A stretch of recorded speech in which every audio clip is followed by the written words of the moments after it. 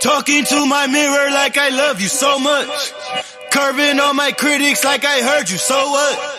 You can't kill my confidence, I think I'm the man. Tally all the fucks I ever gave on my head. Lately I've been living like I can't take a loss. They ain't wanna help me, that's what made me a boss. You can't kill my confidence, I think I'm the man. We don't give a fuck, that's what they don't understand. I'm back again like flu season. I broke records while loose leafing. I'm coming now, my roof leaving. Don't give a fuck, I don't care.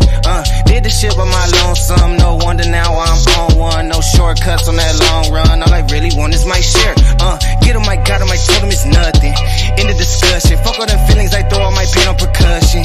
Shit is disgusting. I hear them bragging about shit that they did, and it do not move me, not in the least. They ain't been dropping no seeds in the soil, but swear that you on my spot at the feast. I've been on go mode, showboat, rowboat, wave ride. Cool shorty, too naughty, pool party, wet for the face ride. Annie up, penny down, hand me down, thrift store, old drip. New money, too funny, old shorty, talk about old shit.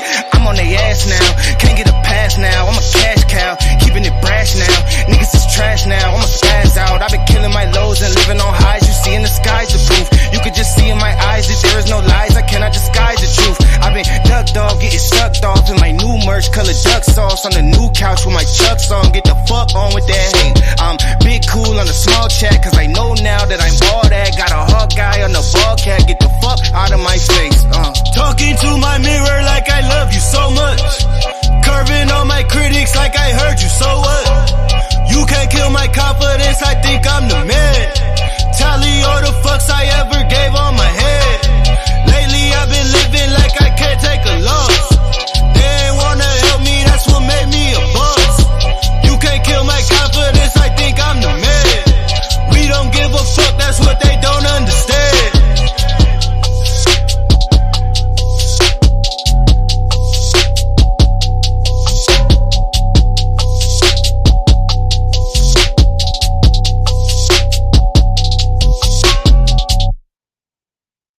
All right. Welcome to Paradigm Shift TV 314. This is your brother, DMG the Poet, a.k.a. Brother Pianki.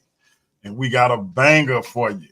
But before we get into our spiel, let me do my usual greeting. Let me say hotep to all my Kemetic brothers and sisters. Let me say God bless to my Christian brothers and sisters. Let me say shalom to my Israelite brothers and sisters. Let me say Islam to my Moorish brothers and sisters.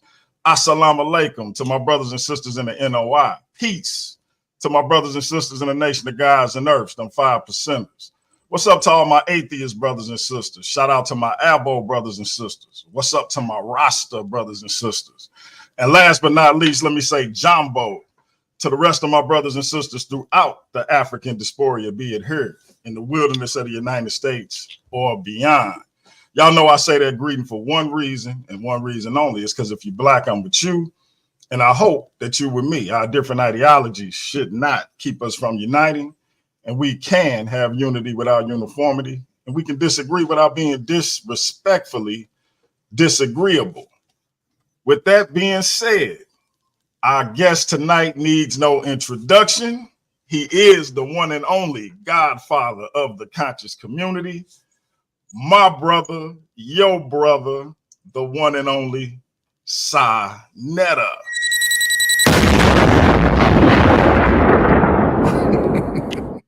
Yeah. What up, brother? Peace. What's going on, my brother? Man, everything good. Thank you for having me.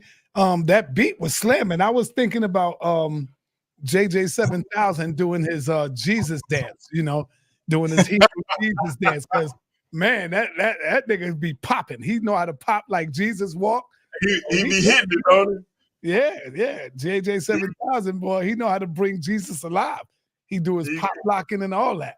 Right. JJ be hitting it, boy. But we still waiting on the Craigs to get here, but we can go ahead and kick it off because this is supposed to be the lake of fire and brimstone. They want the tough questions for SaNeter. So let's go ahead and kick it off. I wasn't really gonna start the show, but we can go ahead and kick it off. So my first hot seat question is this. Everybody have something to say about your relationship with your queen, the pop. Mm-hmm. What do you say to those who say the sister is ruining your platform? The only one that's really ruining the platform, I would say, would be those people. They are the ones that's speaking out against it. They are the ones that's trying to flag it, lie on me, lie on her, lie on everything that we're doing. So no, she's not ruining it at all. I'm looking at them. They are the ones that's trying to ruin it. But I'm gonna keep going because the haters is gonna really see it. That I'm gonna tell you something. The longer they've been banging on me, some of them haters that was over there, they started coming on board over here with me. You know, because now they really starting to see the truth because I already showed some real good evidence today on how they was just making up all kind of lies and the dates been changing and all of that. So the people been coming back over here with me. I'm still here. The only reason why you see a little bit of lack of people coming on subscribers is because they got me shadow banned. Right. It's not because of them they don't want to see it. No, they got me shadow banned. People will tell you, they come on and say, damn, SaNeter, I didn't even get a notification. I'm glad I clicked on. I'm glad I checked it. A lot of people will tell you that. That's what they do. They look for me and they make sure that, you know, they can get in. So yeah, it ain't. I didn't get the notification tonight. When I called you and you said you was live, I didn't get no notification. That's because they got me shadow banned. You see what I'm saying? And I'm glad you just said that. See, you didn't even know I was live. That's real talk. Yeah, I was like, dang, it's time for the joint. Let me hit him up. And then you said you was live. I'm like, he live? I ain't even. They thinking they thinking, oh man, yeah, they don't go over there no more. It's because they don't know I'm live. Right. That's all. Yeah. So we got the charismatic classic Craig in the building. I call him Triple C. The brother been making his rounds, talking his talk all over these YouTube streets. A lot of people getting angry with the young brother, but I'm proud of him. He doing this thing. So I'm gonna let him take over because it's actually his show. Yes, sir. But Craig, I already asked my first question. I'm gonna be chiming in back and forth, but I'm gonna let you rock. Y'all have a great show. Shout out to the chat. Hopefully y'all can keep it respectful and not get too crazy, but we're gonna let y'all rock tonight. And maybe some of y'all will get y'all questions answered, especially if y'all hit that cash out. Can you hear us, Craig?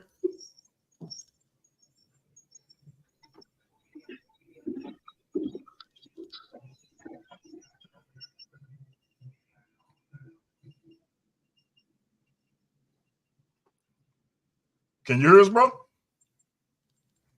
Yeah, what I do when that happens, I kick him out because he probably can't hear you. Kick him out, he's gonna come right back in. Trust me. Gotcha. He probably can't hear you. So when he come back in, he'll be able to hear you. Okay. Just kick him right out and he's gonna come watch. He'll pop back in and then you'll probably hear him.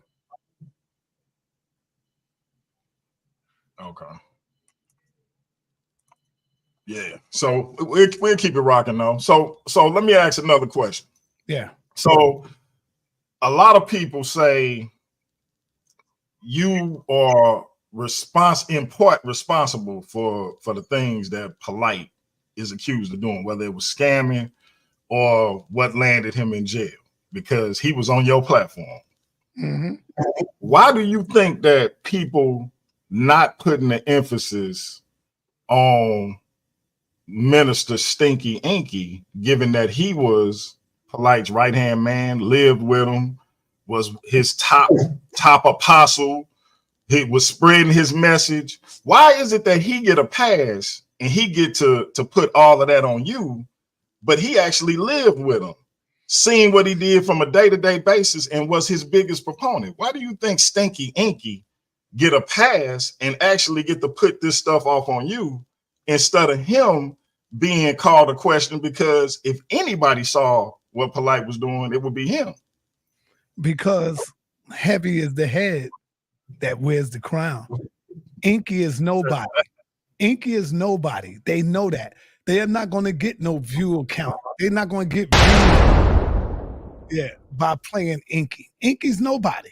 Inky never have done a lecture for me since we've been in New York together. So I guess I've been hating for that for a long time. I've never paid them to do a lecture. In fact, he have always paid me. Last year, the nigga paid me to promote his stuff. And so because I wasn't really trying to promote it, I would throw it up there and then I would snatch it and take it down. I would take it off my channel, because I knew he was full of it. He was full of squat. And so the people got I'm at the top. You got to go after the top.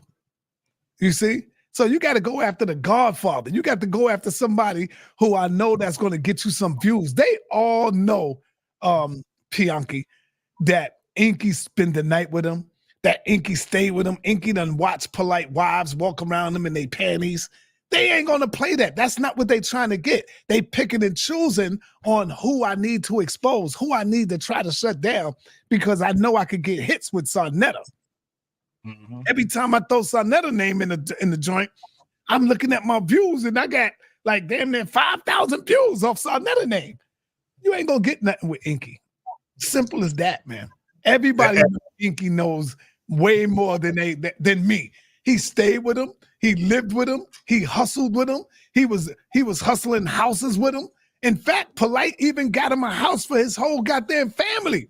He stole Polite computer. He spent the night at Polite house, woke up in the morning, he was gone, and the computer was gone. I remember Polite running to 125th Street, driving, jumped out the car. Yo, sir, did you see Inky? I said, nah, what's going on? He was mad as hell, steam coming from his nose.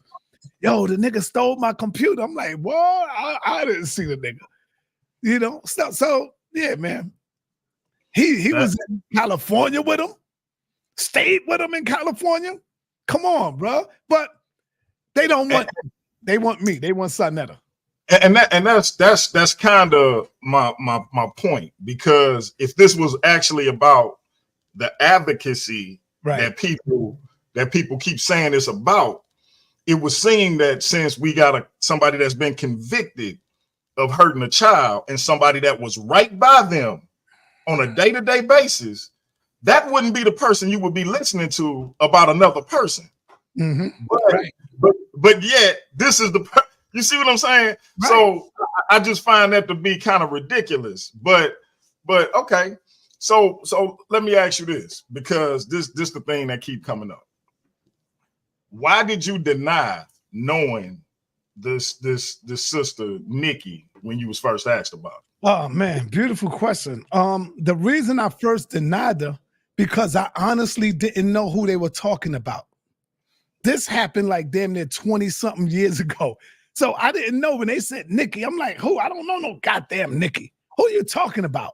And then once I starting to see them bring it up more and more, then it caught on to me. When the nigga would start talking about, yo, she used to be with your niece, and I'm like, oh, they bringing up the old shit. When I mean by old shit, meaning Nikki, the old stuff, the old school shit, Nikki. That's when I said, oh, nah. You know what? I got contact of Nikki right now to this day. I could call Nikki up right now to this day because I got all the information from my niece. Right now to this day, I did call her. When all this was going on, I called her, and guess who I had on the phone with me? Talk about it. I had Captain Tazariak on the phone when I first made the phone call. I said, Captain, put your phone on mute. You need to hear this. He said, hey, Craig. Hey, what's up, SaNeter? How you doing today, sir? What's going on, Craig? Peace. Yeah, this Ratchet Craig, man. Ratchet Craig. I see DLG ask you all our questions. Yeah, leave DLG. Man, you can wait on us. He just trying to know that was your question. I get here. Yeah, no, you asking all our questions. Now we got like 3 questions for SaNeter there. We gotta keep the show going. Hey, real quick. Man, y'all could have talked about the dicks coming up or something, brother. I got you. I'm gonna let y'all rock. That's one right here, because I'm already into it. And so I called Captain Tazariak when I finally got her number from my niece, because I was trying to find her so bad. So I called Captain. I said, Captain, I need you on the phone. Put it on mute. He said, what's going on? Why? Y'all could ask Captain. You know he keep it a buck. I said, Captain, I'm calling this girl Nikki. I found out I found out her address. I found out her number, not her address, but I found out her phone number. He said, oh, okay. I calls her up. I started talking to her. She's like, who is this? I said, this is SaNeter. Who? SaNeter. Oh, Kiana uncle. Taya them uncle. I said, yes, that's me. And then I started talking to her, telling her this. She was going off on them niggas like, what? Captain will tell you everything he heard us talking about on the phone. And so I see somebody saying, why you don't play the rest of the audio that you had? I'm gonna tell you why. Because I violated. What do you mean by violated? I recorded her without her permission. And I didn't want to do that. Because if I need her help into coming on, she will resent me for that. Like, yo, why would, because she don't want to be involved in all this old crazy stuff, right? She's not a YouTube personality. She's not a social media personality. So I said, damn, I can't play this whole shit. What if she hear this shit and found out that I fucking recorded her? You know what I'm saying? And that's what made me say, no, I'm not going to play. I still got the recording, but I said, no, I'm not going to play that. I can't do that. That's why I didn't play the whole recording.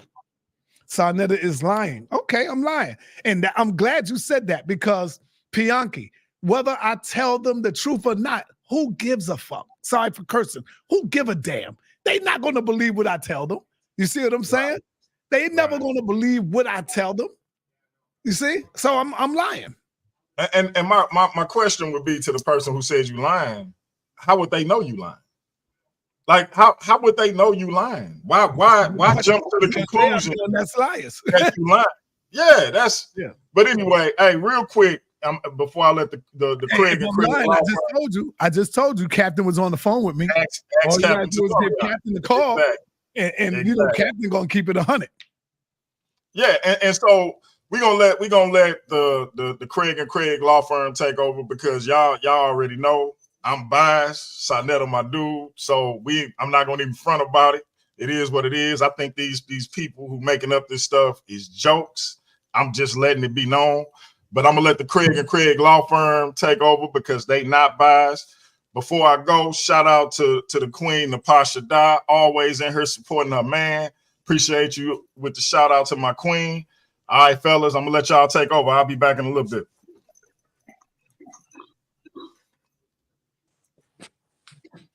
Oh man, oh man. SaNeter. We back here. Yeah. How you doing today, brother? I'm good, man. I'm all right. Peace to you, brothers. I'm good. Peace to you also, man. So I just want to let you know this, man. You're the only man on the planet who can kick in the door and get a show like this, brother. DMG woke me up out my sleep. He said, don't do nothing, brother. Don't do nothing. Don't hang up or nothing, brother. He said, just stay right here. I said, okay, what's wrong with this nigga? Then he called my partner, Ratchet Craig, my master teacher, partner in crime. And then the drum roll and the inspirational speech. I said, no, he better not. The Godfather, this nigga. Here you are. And you started talking like you was coming off the stage or something like that. I said, yo, this is just epic. I said, man, so we had a conversation on the phone, right? You, me, and Ratchet and DMG. This Lake of Fire was supposed to happen later on, but I understand the urgency. But before we start, SaNeter, right? You got to tell us here, Chief. Why are we here today? What was the purpose in summoning the law firm to this Lake of Fire before we begin, if you don't mind, Chief? Well, I'm here today to finally put the nail in the coffin, to finally say what I got to say and give y'all the true story of what's going on revolving SaNeter and Nikki. I don't have to, but I just want to, to clear up some stuff because I see still the lies going on. And I'm going to tell y'all, it don't matter what I say, brother. Mm-hmm. The people already got their mind fixed because they think they know me. None of these niggas know me. They going by the gutturally platforms, and I notice in this community, when I say this community, I'm not talking about my brother DMG. I'm talking about the gutter platform. In that community, you don't need proof for nothing. You don't got to show records. Because I know when you're in the penitentiary, the first thing they ask you, if you say, "Yo, this dude he molested somebody," they want to see records. Why? Because they don't want to have to harm somebody and they made a big mistake. So you're going to have to come to them and show receipts. Show me your record of this man doing something to a child, because they ain't going to go off of just what you say. But see, in the Negro community, you don't need no proof. You could just say anything and people will just run with that. You see what I'm saying? You know, you are correct. Yeah. You're very correct. I'm going to tell you this, right? You know, just maybe I'm putting my hand out there a little bit. I have people, reliable sources, you know what I'm saying? Individuals that you know too, you know what I'm saying? And you know, I told them, you know, I interviewed you once and it's the second time, right? And they gave you an extremely good rep, right? I mean, like these individuals that have been around you, and I call it the era of vendors, right? In the parks and all that stuff, you know what I'm saying? When everybody's around selling stuff and all that, et cetera, people you did business with. You had an extremely good rep with them. They said even if they didn't make anything selling whatever merchandise they had, you made sure you paid. You see what I'm saying? Mm-hmm. You know what? Yeah, they let's just say they got me in contact with a lot of people that gave you a very good rep, right?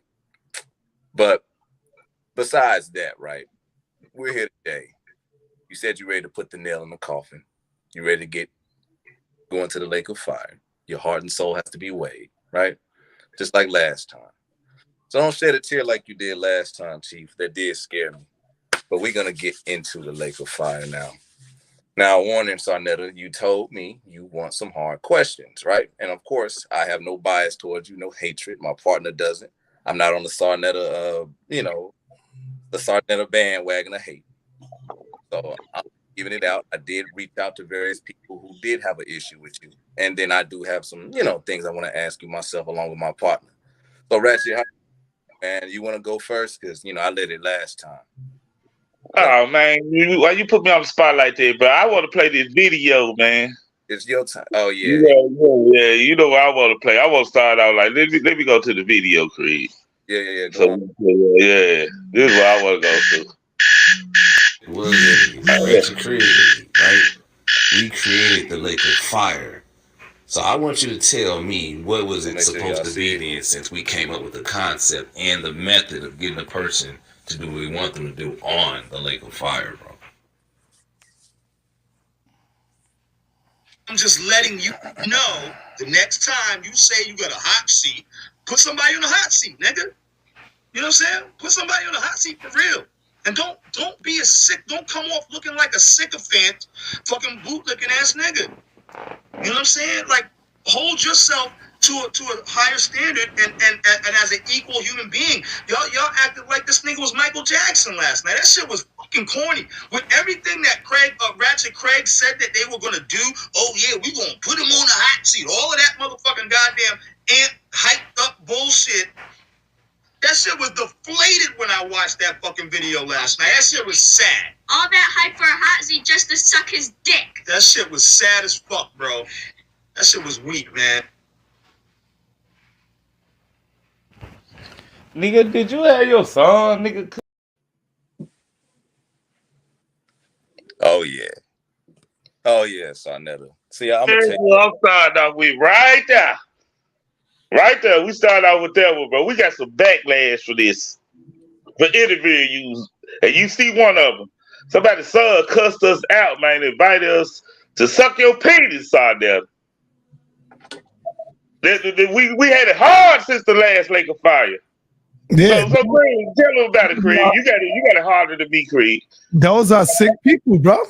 They sick. They playing homo games with you. They telling you to suck another man raw. Don't be mad at me, brother. That was the little kids 7 years old telling us that. Yeah, so that's how their parents teach them. They parents. It all go back to the parents. Understand that. I know my daughter would never talk to you like that, or no man like that. Yeah. My son or my daughter, they know better than to do that. I teach them better than that. See, check this out, right? Dude inboxed me. You know, his name is, he's been on your channel before. His name is Ian Warren, aka, you know, JJ 7,000 little bitch. That's his name. He from the Lions. You know what I'm saying? He inboxed me. You know, shout out to JJ. You know, I'm about to get on your bitch, bro. But he inboxed me, right? And said the Lakers fired, my last one sucked and all this shit. And I went back and forth speaking with him, you know, and he was spreading little voice clips for his big daddy JJ. And you know, his little goddamn little fucking little hybrid little bastard, right? Boy looked like a little Haile Selassie. Told me I was sucking your dick on the Laker fire. You see what I'm saying? Mm-hmm. And it was amazing. I said, this motherfucker don't even know his timetable, but he know about motherfucking fellatio. What type of bullshit is this? You see what I'm saying? And then I thought about it. I was like, wow, this motherfucker actually motherfucking told his son to tell me this shit. You know what I'm saying? All because of SaNeter. And I was thinking about it. I said, maybe the hatred for this man goes so extreme, people pass it down to their fucking kid. You know, but that's here or there. But yeah, I've been catching a lot of backlash behind that. Remember that time you came on, I said a lot of weirdos were getting at me? That was one of the weirdos who was getting at me. You know what I'm saying? A lot of other motherfuckers got cussed out. But but let's get down to business on that. But what it is that this right here should show you and teach you that black people are sick, bro. These niggas are sick. How can you have so much hate for somebody who you have never met in your life? Who you have never, because the hate is not real. It's really not real. It's really not real, brother. Trust and believe me. It's really not real. Go ahead. I agree with that. But that shit haunted me. But I told him, bro, you dumb. I'm finna show this to everybody. I'm gonna show this to SaNeter. You know what I'm saying? But anyway, it's jokes on him. But hey, man, because I know you here for a limited time before I get to what I gotta get to. So you ready? Fuck it. I guess I gotta do it. All right, SaNeter. So let's get to business a little bit, since my brother's preoccupied and stuff like that, right? You said you wanted hard questions, no turncoat. Let's get started with it, brother. First thing first, right? The lawyer, Ikisha Shabazz, right? I watched a little bit of a video because, as you know, I was on B. Bennett's channel. You know what I'm saying? And when I was over there, he played the video. So I played the whole thing. You know what I'm saying? I watched it after I got off his channel. And she made a hell of a claim. She basically said that HOK is a safe haven for scammers and people with sexual deviancy at the end of the day, right? And she started naming names, right? Now, I'm not going to drop these names, but a lot of people who follow you and know you at the end of the day know who I'm talking about. Drop the names. It'll be good for me so that way I can know what you're talking about. Drop the names. All right. Make it hot. Keep it hot. All right. So check it out. One said Mighty Hebrew. Mm-hmm. Now let me deal with Mighty Hebrew. Huh? Mighty Hebrew. Yeah, Mighty Hebrew. Yeah, Mighty Hebrew went to prison. One said Polite. Polite. The other one said Shaka Amos. And I'm trying to remember the other one, but those are the main three that she said that were on some sex. Now, guess what, brother? What's up? All three of them been on damn near everybody platform. Mighty Hebrew stayed on JJ channel, stayed on Judah Nazareth's channel, and he still goes on their channel to this day, brother. No, I understand. And and he can go on anybody's channel to this day. All of the Hebrews, they mess with him. Because you know I came from the Lions Den, so I know. Right. Go ahead. So check this out, right? And not only there was the scam, right? Pretty much everyone in the HOK is a scammer, basically what she was saying, right? So her argument was basically because of this claim, well, not the claim, because of the facts, right? The people who complained about it you ignoring these individuals and their character and stuff like that. She stated that you don't care and you're possibly into it, right? So the first question is, right, why would you allow these individuals with this past in your vicinity, and why would you support them? That was her main argument. Well, I have never supported them. Mhm. They would come in to do shows. They do battles because they was battling other Hebrew Israelites. And so that's what they would do. Brother Polite. I have never seen Polite mess with a little girl or mess with any children. I was air hustling, and me and him got into a heavy and deep going back and forth. We was beefing. And so I came out and I said, nigga, you baby York, you Dr. York. Because I'm hearing some conversation between him and one of his girlfriends or wives. You see what I'm saying? But the wife was telling me, nah, it ain't nothing like that going on. Ain't nothing. So when they say things like, SaNeter, you could have stopped it. You could have stopped all of this. How can I stop anything if the wife is telling you? If the wife is telling me, nah, ain't none of this going on. Ain't none of this happening. She couldn't even stop it. How can I stop anything? You see? Mm-hmm. And so, yes, Polite was my man at one point. That's at one point. He ain't my brother now. The nigga ain't my brother today. You see, at one point, he was cool with me. I was cool with the brother. I was putting him on. And the only thing me and Keisha have ever talked about was about Polite scamming people. And she was supposed to have been taking him to court to sue him. But she fell back and left the case alone. She dropped the case. I don't know if she could find anything, but she couldn't find nothing to pull him up on charges. She dropped the case, brother, and left it alone. She popped back up when this stuff is going on, as far as his new case now with the child. That's when she popped up, but we never had a conversation about no molestation, about Polite molesting anything. That never came up. Hey, Creed, can I ask Mr. Godfather a question? I'm calling Mr. Godfather. Yeah. Can I ask him a question? Yes, sir.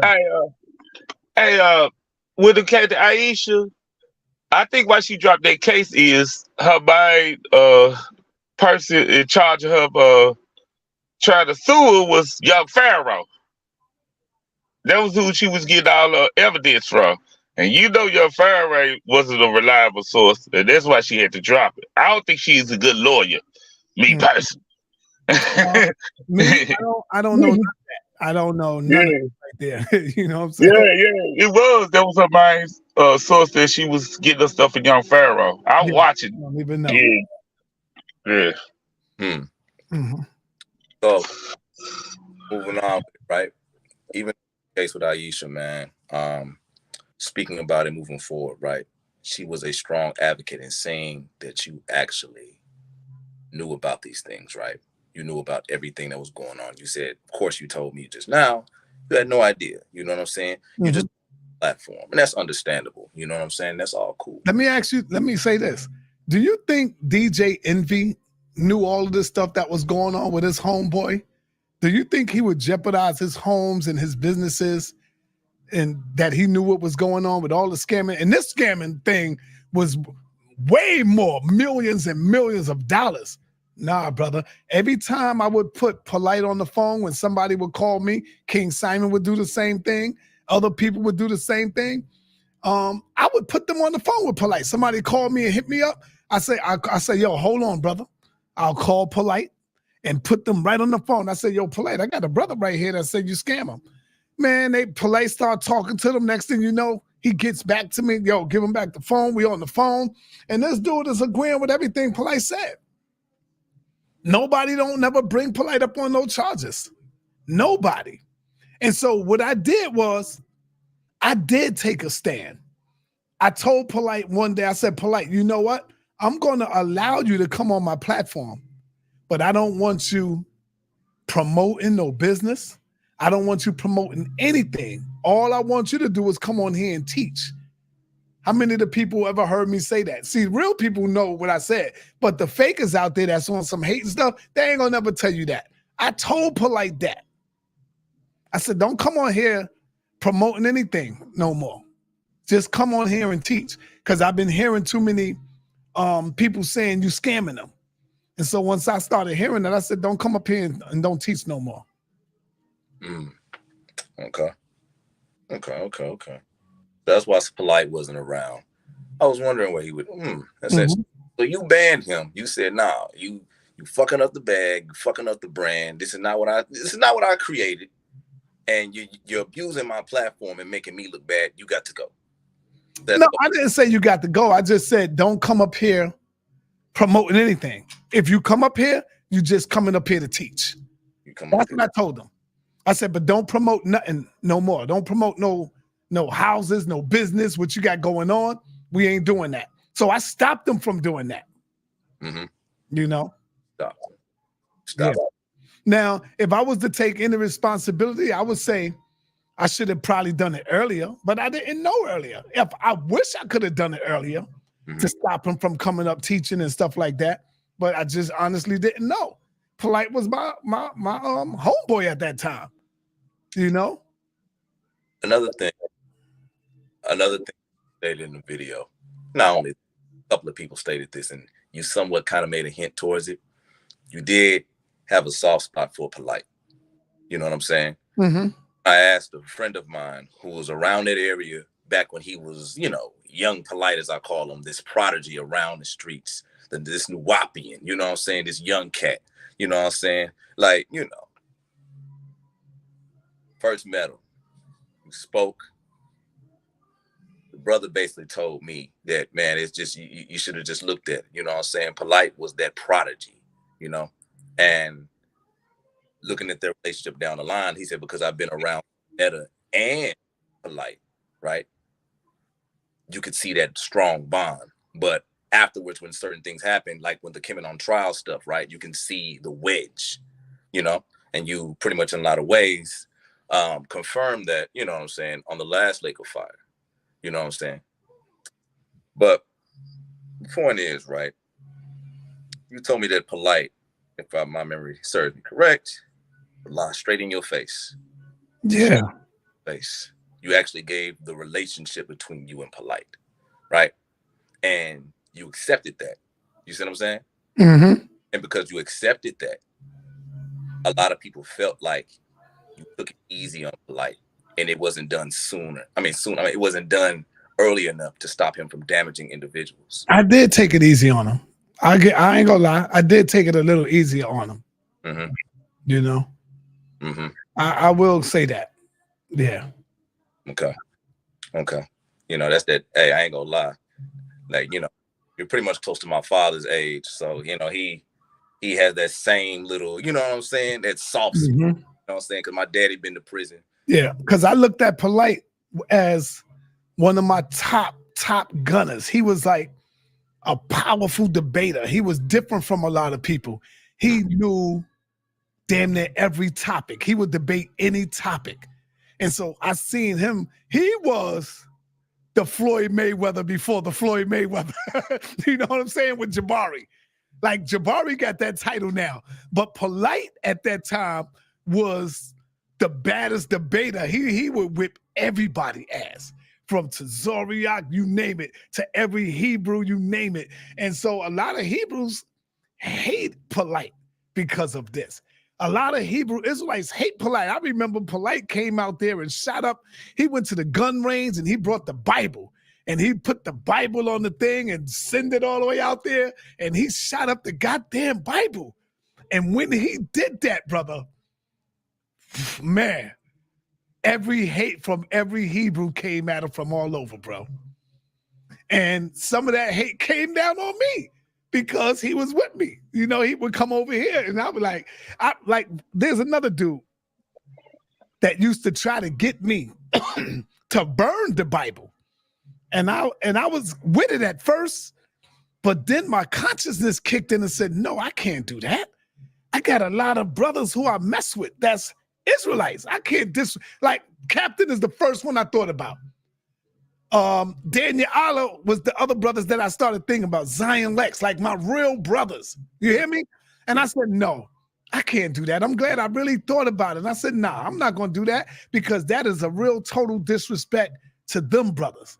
And they really tried to get me to burn the Bible, even though I seen Israelites burning the Coming Forth by Day and by Night book. You can go online and type that in and you'll see Israelites burning the book. I know what you're talking about. And I was like, damn, they burning that. But I'm not going to do the same thing they did because I value my friendship with Zion and Tazariak and these brothers and Divine Prospect. Now, the other clowns, the Hebrew clowns on YouTube, I don't respect them as Israelites. I don't look at them as Israelites. I know they are fake and phony.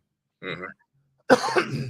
So I get that. How are you going to try to blame me for another man when your own Bible said one man can't be blamed for another man's sins? It's that in your own Bible. How you blaming me for another man? That's a grown-ass man. Whatever he do off of my set, off of my platform, that's on him. That is not on me.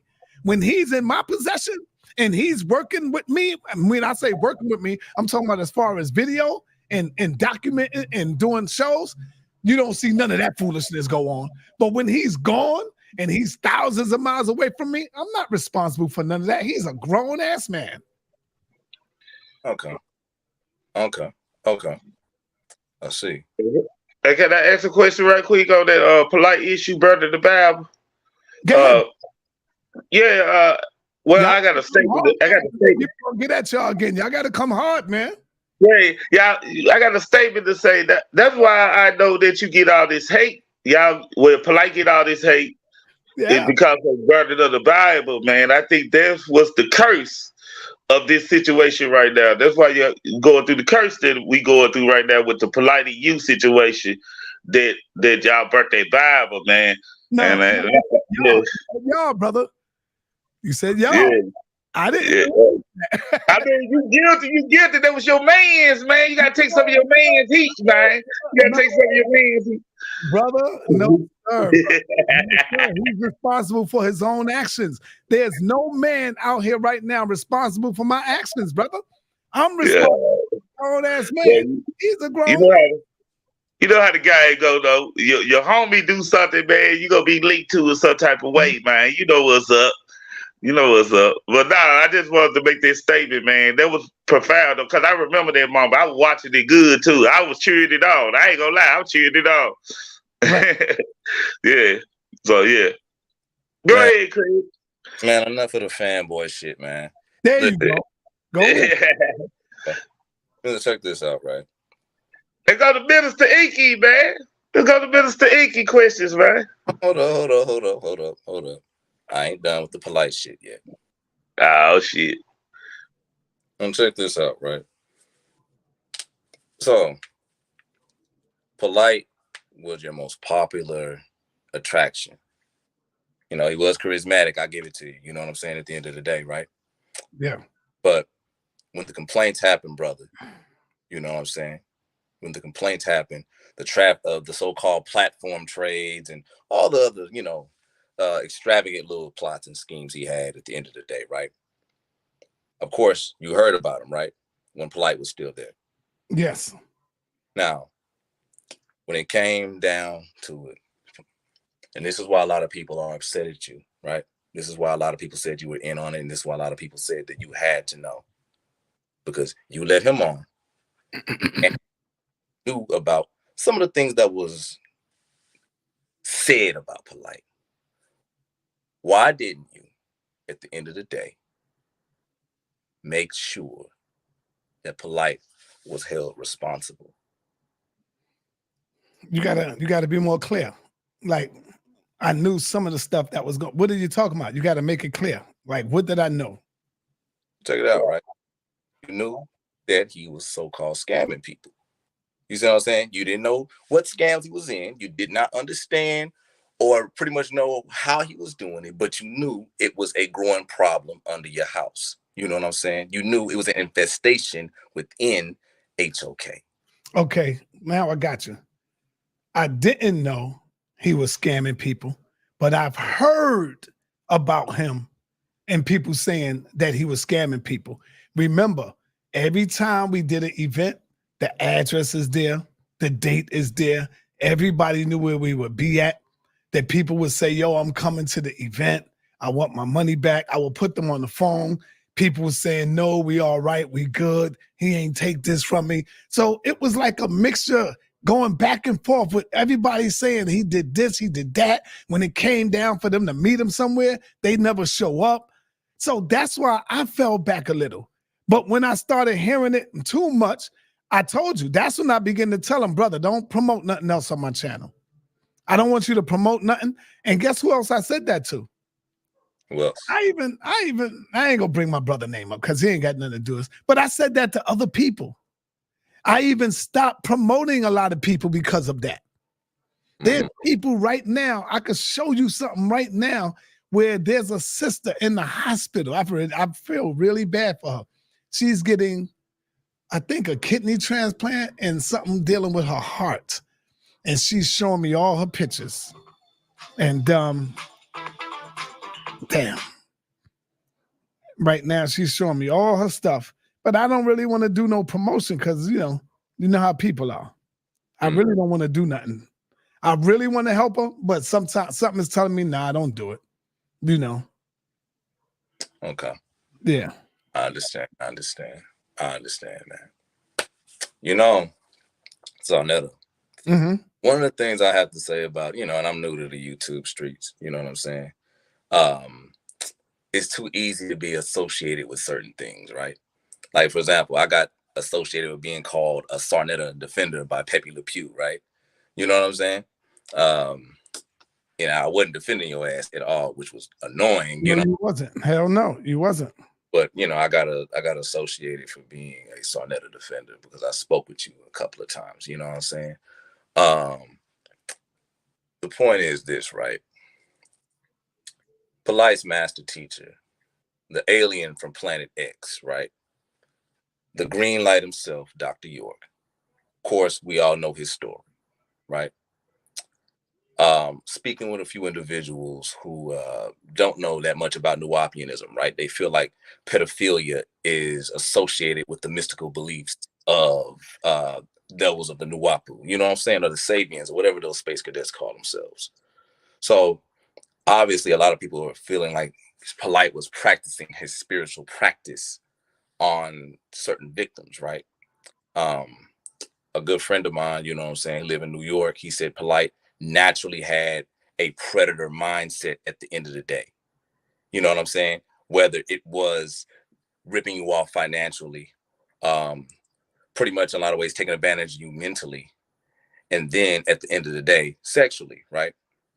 Now, talking to you on the phone, you did say you weren't going to talk about the Polite thing, but you said you were going to bring it out, right? Now, when the whole case came out with Polite and the stepchild, right? What did that do to you? What are you talking about? That's what I'm talking about. When Polite got busted with the little girl, right? Oh, okay. Now I see what you're talking about. Because there's two situations, y'all. Sometime with the Renette Tet and then the little girl, people be mixing it up. So I need to know which case you're talking about. You're talking about the one with the little girl, the latest one. Yes, the latest one. Yeah, that was heartbreaking to me because I would talk to him on the phone. I was like, yo, I would call this dude all the time because I was really, see, people don't know that. I got audio of me and Polite going at it. Right now, I got it in my possession with me and him going at it, bro. Where I even said at one point, nigga, you probably did it, nigga. You probably did it. And he was saying, F you, all of that. I let Tazariak hear it. See, I don't need to bring it out to these niggas. And the reason I don't is because they gonna believe what they want to believe, brother. I'm guilty whether they hear it or not. So the hell with these niggas. Captain Tazariak heard it, and he was like, goddamn, SaNeter, I'm glad you got that. Captain ain't gonna lie for me. He would tell you, nah, I got that. I heard that. SaNeter got that shit. Where I cursed him out. This was before the damn trial even went on, before he went to trial. See, people think they know me, but they really don't. Why you think Captain still fuck with me? Because I only deal with Captain behind the scene, not these niggas. I don't deal with these niggas. because I'm guilty whether they hear the truth or not. You see how they in the chat? Nah, son, you lying. How do you know I'm lying? How do you know it? Captain, no, I'm not lying.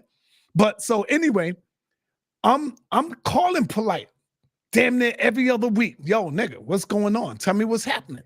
Yo, man, they're gonna throw this case out, and they said that they're gonna dismiss they took the DNA and all. See, so he's telling me shit. So I'm sitting back and everything that he's telling me, guess what? I'm calling Captain Tazariak. I'm like, yo, Captain, don't say nothing about this nigga yet, because I don't want you to get no case. I don't want you or him to even think that he could probably sue you. Because Captain, my man, I got mad love for my captain. So I'm like, Captain, just be careful. And you know, General Yohana, y'all get ready to go in. Tell General Yohana, don't make no false claims, because I don't want Polite trying to sue him or trying to get at him. And that's when General said, nah, I ain't talking about him. I'm just coming in to talk about this. You see? So it is what it is, man. Okay. I got video of me going in on Polite. People don't know that shit. I got it. A lot of people. One day I might play it.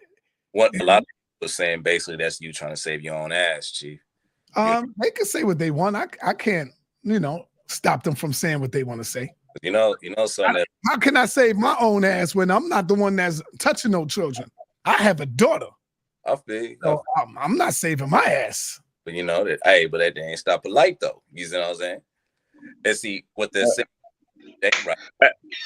Hey, right quick before y'all go, man, we have 103 people in here, and we only got like 17 likes. Hey, push that like button, man, and leave y'all comment. Keep on coming. Push that like button. Go ahead, Creed, Mr. Krieg, and Mr. Godfather himself. But check this out, right? That didn't stop Polite though. At the end of the day, right? Mm-hmm. Now, you being on the channel, it did fuck me up when you had a Hebrew name, right? You know what I'm saying? But I said, this hypocrite. But anyway, it's all cool. But, you and Cap's relationship, right? A lot of people have made speculations seeing how close you were, right? And a lot of individuals, one of my homeboys, right? And I know you know Cap 10K, but I have another partner. I'm not going to name him. Yeah, shout out to Captain 10K. That's my brother. Yeah, shout out to Cap 10K. He had a lot of good things to say about you. That is my captain, the toughest man alive. You know what I'm saying? Mm-hmm. One man versus 100 purple niggas. You know what I'm saying? But anyway, getting back to it, my homeboy does have a way for me to get access with Tazariak, right? I just never dig that far, but he did say, and he confirmed that you and him have a very close relationship, right? And he said a funny rumor was going around that you were trying to convert to Hebrew. You know what I'm saying? Just like how Dr. York was trying to be a Christian at the end of the day, right? And since a lot of individuals say that Hebrews are okay with underage marriage, and there are some cases, right? These are some things that you would look over. You see what I'm saying? Oh, man, it's crazy stuff. Go ahead, brother. Finish up. Now check it out, right? Now, I know you ain't going to convert to no damn Hebrew. I know that. So I'll never ask you no dumb question like that. But the point I'm saying, right, since you do hang around ISUPK, right, you're around Tazariak, right? They associate most people who are, I call them reverse religious zealots. They associate GMS's teachings. Because I remember Polite went up against GMS and recorded them dumbass niggas fucking it up. But they associate that teaching of when they was talking about the little girls with all Hebrews. And then they look at those Hebrews on your channel, and then they look at you. You see what I'm saying? Mm-hmm. So either you had to know about the little allegations going on when it come down to the whole pedophilia little scandal, and the people who were, how can I put this, attracted to these children, or you just simply didn't care. Check this out. With the mighty Hebrew, brother, the mighty Hebrew went to prison. He did his time in prison. I didn't even know him until he came home from prison. I didn't know nothing about none of that. But the Hebrew Israelites did. And they still was messing with him. You see? Mm-hmm. I was messing with him as well. You know, I was messing with him as well. He'd been to prison. He did his time. As far as Polite is concerned, no, I did not know that Polite did anything with this girl. How could I stand by and allow that? You want to hear something crazy? When me and my wife, Cynthia, had our anniversary, I said, yo, we was going to go to California. Polite was in Miami at that time. I spoke to Polite. Now, this is before the whole thing came out about some molestation. I don't know none of that. None of that is going on right now, right? Mm-hmm. So I go, yo, Polite, man. What's up, man? You in Miami? He's like, yeah, man, I'm down here for the Floyd Mayweather fight. I said, yo, me and my wife getting ready to take a trip to California because we're going to celebrate our anniversary. And then he said, yo, you should come down here to Miami because I'm in Miami and Floyd Mayweather, I could get you in the fight. I could get you in all of that. I said, well, brother, the only way I'm coming down there, I said, do you have any of my money? He said, brother, I tell you what, I'll give you $3,000. I got $3,000 for you. And I'm like, okay, this nigga said he gonna give me $3,000 of my money. Now, you hear these dumb niggas say, oh man, all he wanted was the money. Like, nigga, who don't want their money? What's wrong with, see, that's how you know these niggas are fake. You see what I'm saying? Who don't want their money? So I'm like, yo, okay. I know one time he told me when I went to Cali, it was $2,500 that he gave me. He was supposed to give me more than that, but he ended up just giving me $2,500 on one of these cases here. 3,000 on Miami or one of them. It was like vice versa. Either way. So I'm like, all right. I'm coming down there. And so I asked my wife, I said, babe, would you mind going to Miami instead? We never been to Miami. Let's go to Miami and go over there. Polite said he's going to give me my goddamn money. And she's like, all right, babe, whatever. We can go to Miami. Wifey didn't care long as we getting out of New York, going somewhere. I get to Miami. Polite goes to the club. I don't do the club shit. So I'm at the club waiting all this time for this nigga to give me my money, but he want me to hang out with him before he give me my money. So I'm hanging out. I'm just sitting there waiting on this nigga to give me my money. This nigga is in there just splurging, just throwing money all around, throwing money in the air. I'm sitting there waiting on my money. So when it came time for him to give me my money, he gave me my stacks. He gave me my K, what he supposed to give me. And we jetted. We out of there. As soon as he gave me my money, I'm there for 7 days, y'all. Mind you, never seen him again after that. Never seen Polite again after that. So when people say, oh, y'all went down there and y'all was hanging out, no, brother. One day is when I got off the plane and I met Polite that day. Okay. Come to find out, this nigga went to, I think he was being arrested or something like that. This happened earlier on in the day. I don't know none of this shit. He didn't even tell me. I found all this out when I got back home. I said, yo, babe, guess what?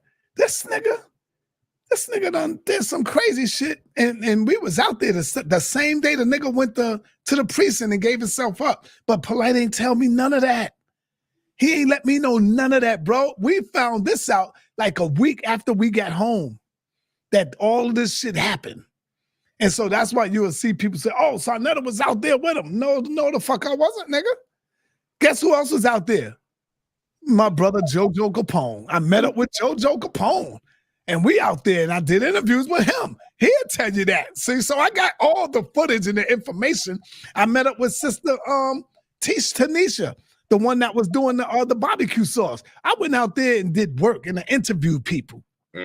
Right after that, me and my wife was splurging. We was out. I took her out damn near every goddamn day for the 7 days. We ate out. We went out. We went to the beach the last day, Saturday. So when we come back home, shit, at least we went to the beach and we hung out that whole day, got in the water a little bit, and that was it. And we got back on that plane and got our ass home. So, no, brother. We wasn't hanging out with no goddamn Polite. Okay. Yeah. That's the truth. God damn it. You know, I remember you made a video. It was when he was with Money Maker. Yeah, I went to Miami with Cynthia. Somebody said, "Which wife?" I went with Cynthia. I said my anniversary, Cynthia. Cynthia, folk. He said Cynthia, man. Yeah. So check it out, right? I remember you made a video about Polite. It was funny. He was with Money Making Floyd Mayweather. You know what I'm saying? And you said Polite.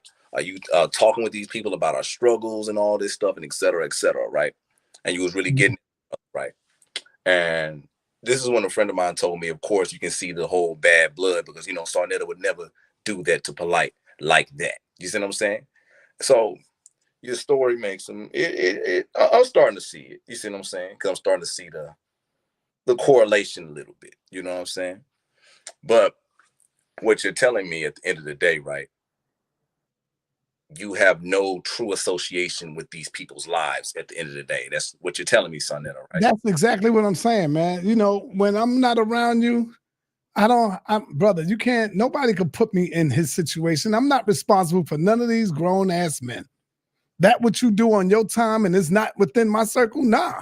I remember that the same girl that Polite had posed to have did this to her daughter, I walked up to her and I said, yo, why do you got Polite putting a chain around you like that? That's what you are? You a dog? And Polite came out and said, yo, that's my bitch. And I looked at her and I said, is that what you are to him? Why you letting him call you a bitch? Now, if she's here and if she hear this, she will tell you, yes, SaNeter did say that. We was in a hotel because I always defend the sisters.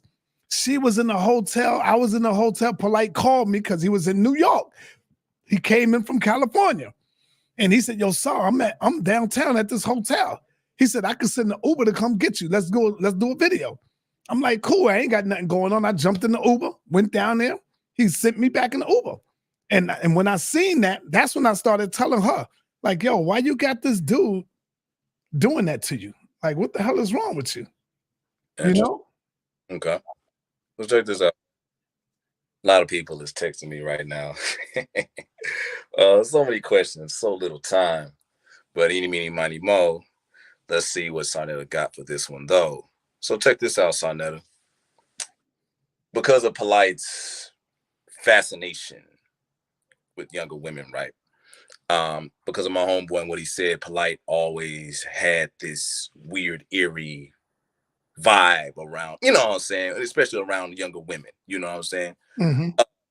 A friend of mine asked, did you ever witness Polite doing any type of weird like behavior around younger women? Never. Never did. Never. That's why this one messed me up a little bit, because just like Dr. York had beautiful women. And so when I would hear the stories of Dr. York messing with little boys, I'd be like, yo, what the hell are you talking about? Dr. York got all these fucking women. And so with Polite, I'm like, yo, what the hell is wrong with Polite? Polite got all these goddamn beautiful women around him.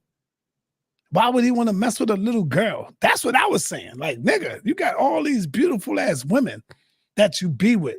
I see you. You know, what's going on with that? Mm-hmm. Okay. Yeah. Never seen Polite do anything to a little girl. None of that. Nope. Never did. Never did. Was there any rumors going around, anything like that? Any rumors? No. No rumors or none of that. The only thing that I was talking about one time was the Renintet shit. And that's only because me and him was banging. And so when I look at the mother, and the mother said, no, ain't none of that going on. And one day I went to 125th Street. Polite came on 125th Street on a Sunday. Renintet father came through. And Renintet ran into the store that was there. It was a big shopping mall store. She runs in the store. Her father's running after her. And Polite is on the outside. And she's running from him, saying, no, I don't want to go with you. I don't want to go with you. They running like crazy. She's trying to get away from him. I didn't know none of that until I came back the next day, which was on a Monday. That's when everybody started telling me what was going on. Yo, the girl father came through and she's looking at him. This no hot seat. I think the people want to see blood, man. They want you to stab me, brother. The brother that said, he says, Zen Gardner, He said, "This is not no hot seat." Why don't we request some questions from him? Let's see what he got. Being that this not the hot seat, let's see what he got for me. He can get as many questions as he wants if he hit that cash out. Yeah, that Zen Gardner. Come on, yeah, Zen Gardner. Zen Gardner. I will send you the link. Put your email in. Hit my cash app with your email. There you go. And I'll send you the link. Come on, man. You want your question answered so bad. If we doing such a bad job and you can do better, right? Send some bread to my cash app and hit the link. But he's not going to do it. He's a coward. See, he's just talking and talk. He ain't going to do it. I'm transparent. I'm here showing you I'm not running from nobody. I don't got nothing to hide, bro. See, motherfuckers that got something to hide, you think they would come up here and be questioned? No. I don't have nothing. And let's be clear. He requested this. We didn't ask him. He asked us. Thank you. Say that again. For everybody that want to make it seem like somebody trying to throw feathers and snowflakes at him, he requested to be on the hot seat. Well, what the brother doing is having a conversation and taking his time, because that's what interviewers do.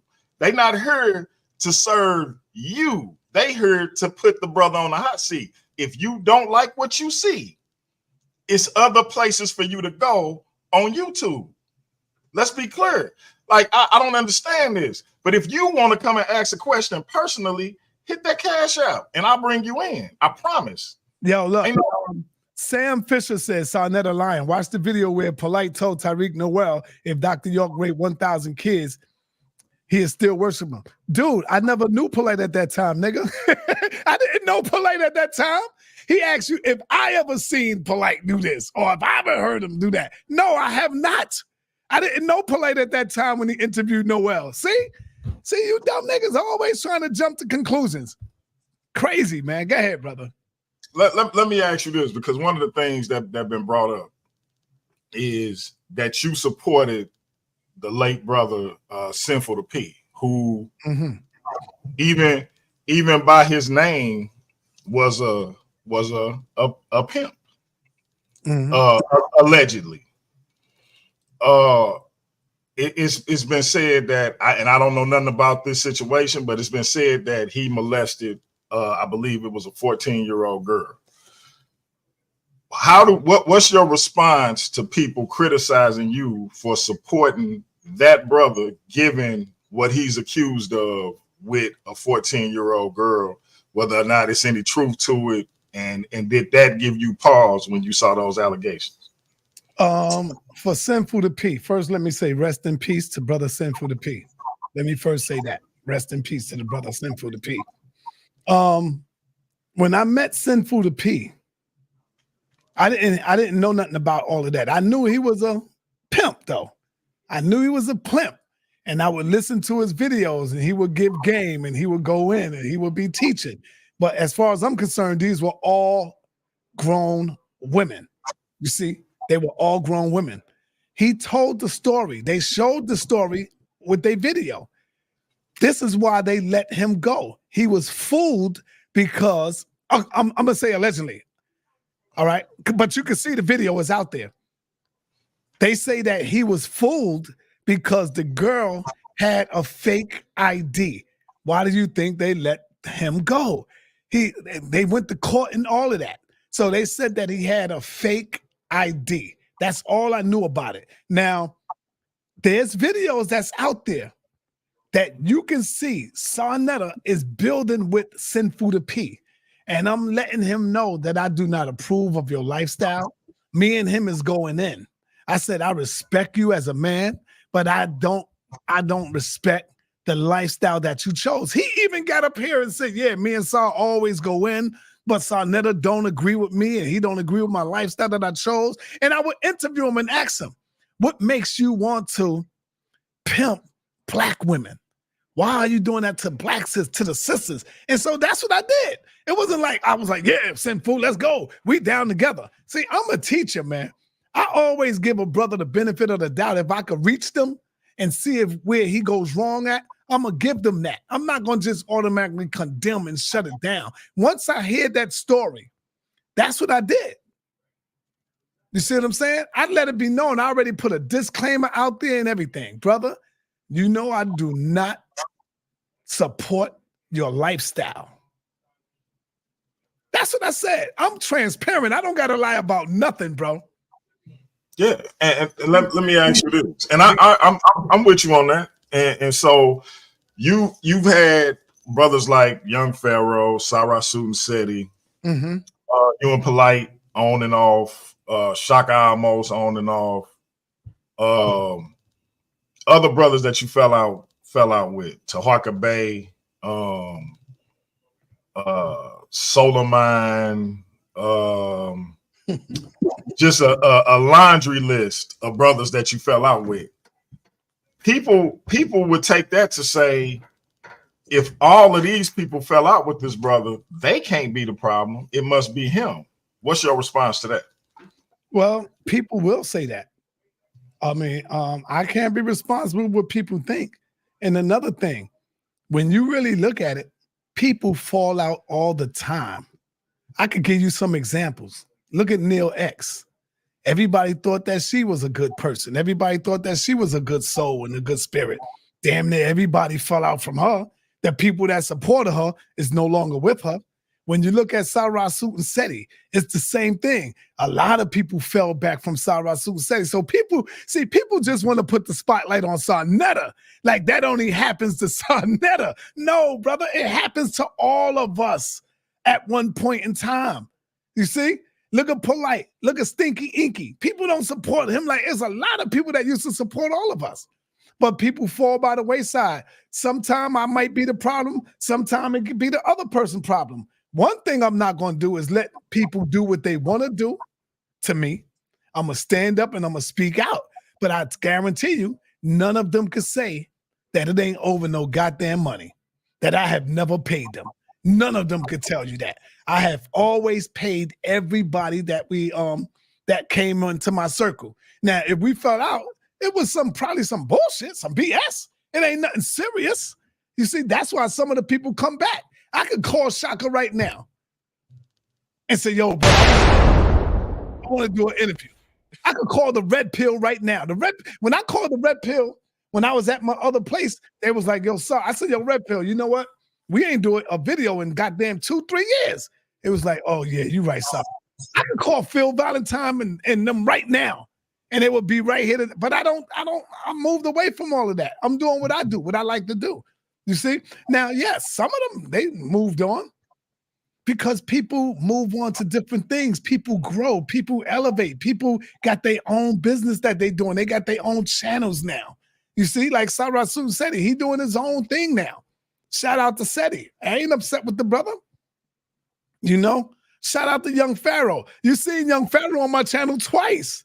I called him, yo, brother, come on over. Let's do something. He came over twice.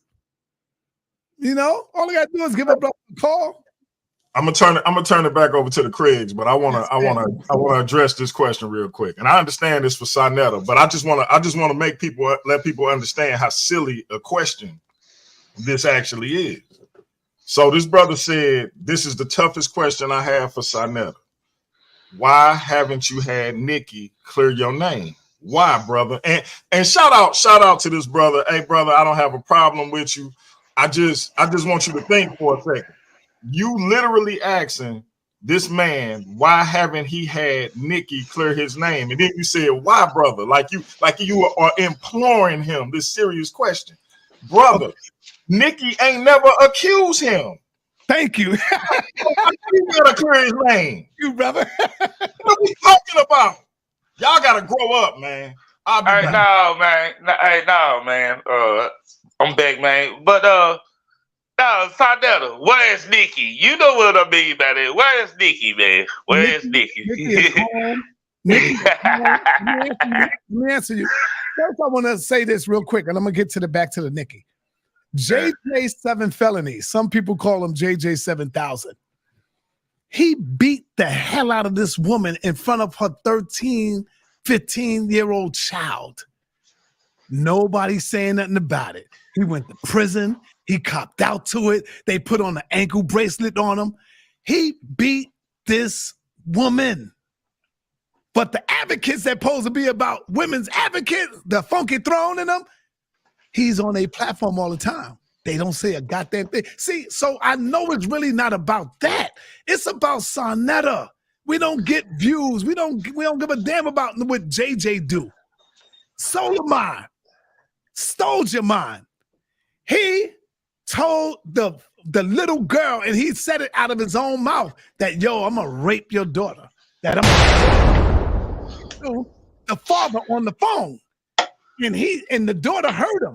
And when the daughter heard him, that's when she began to run and slam the door. Stole your mind, said it out of his own mouth when they questioned him.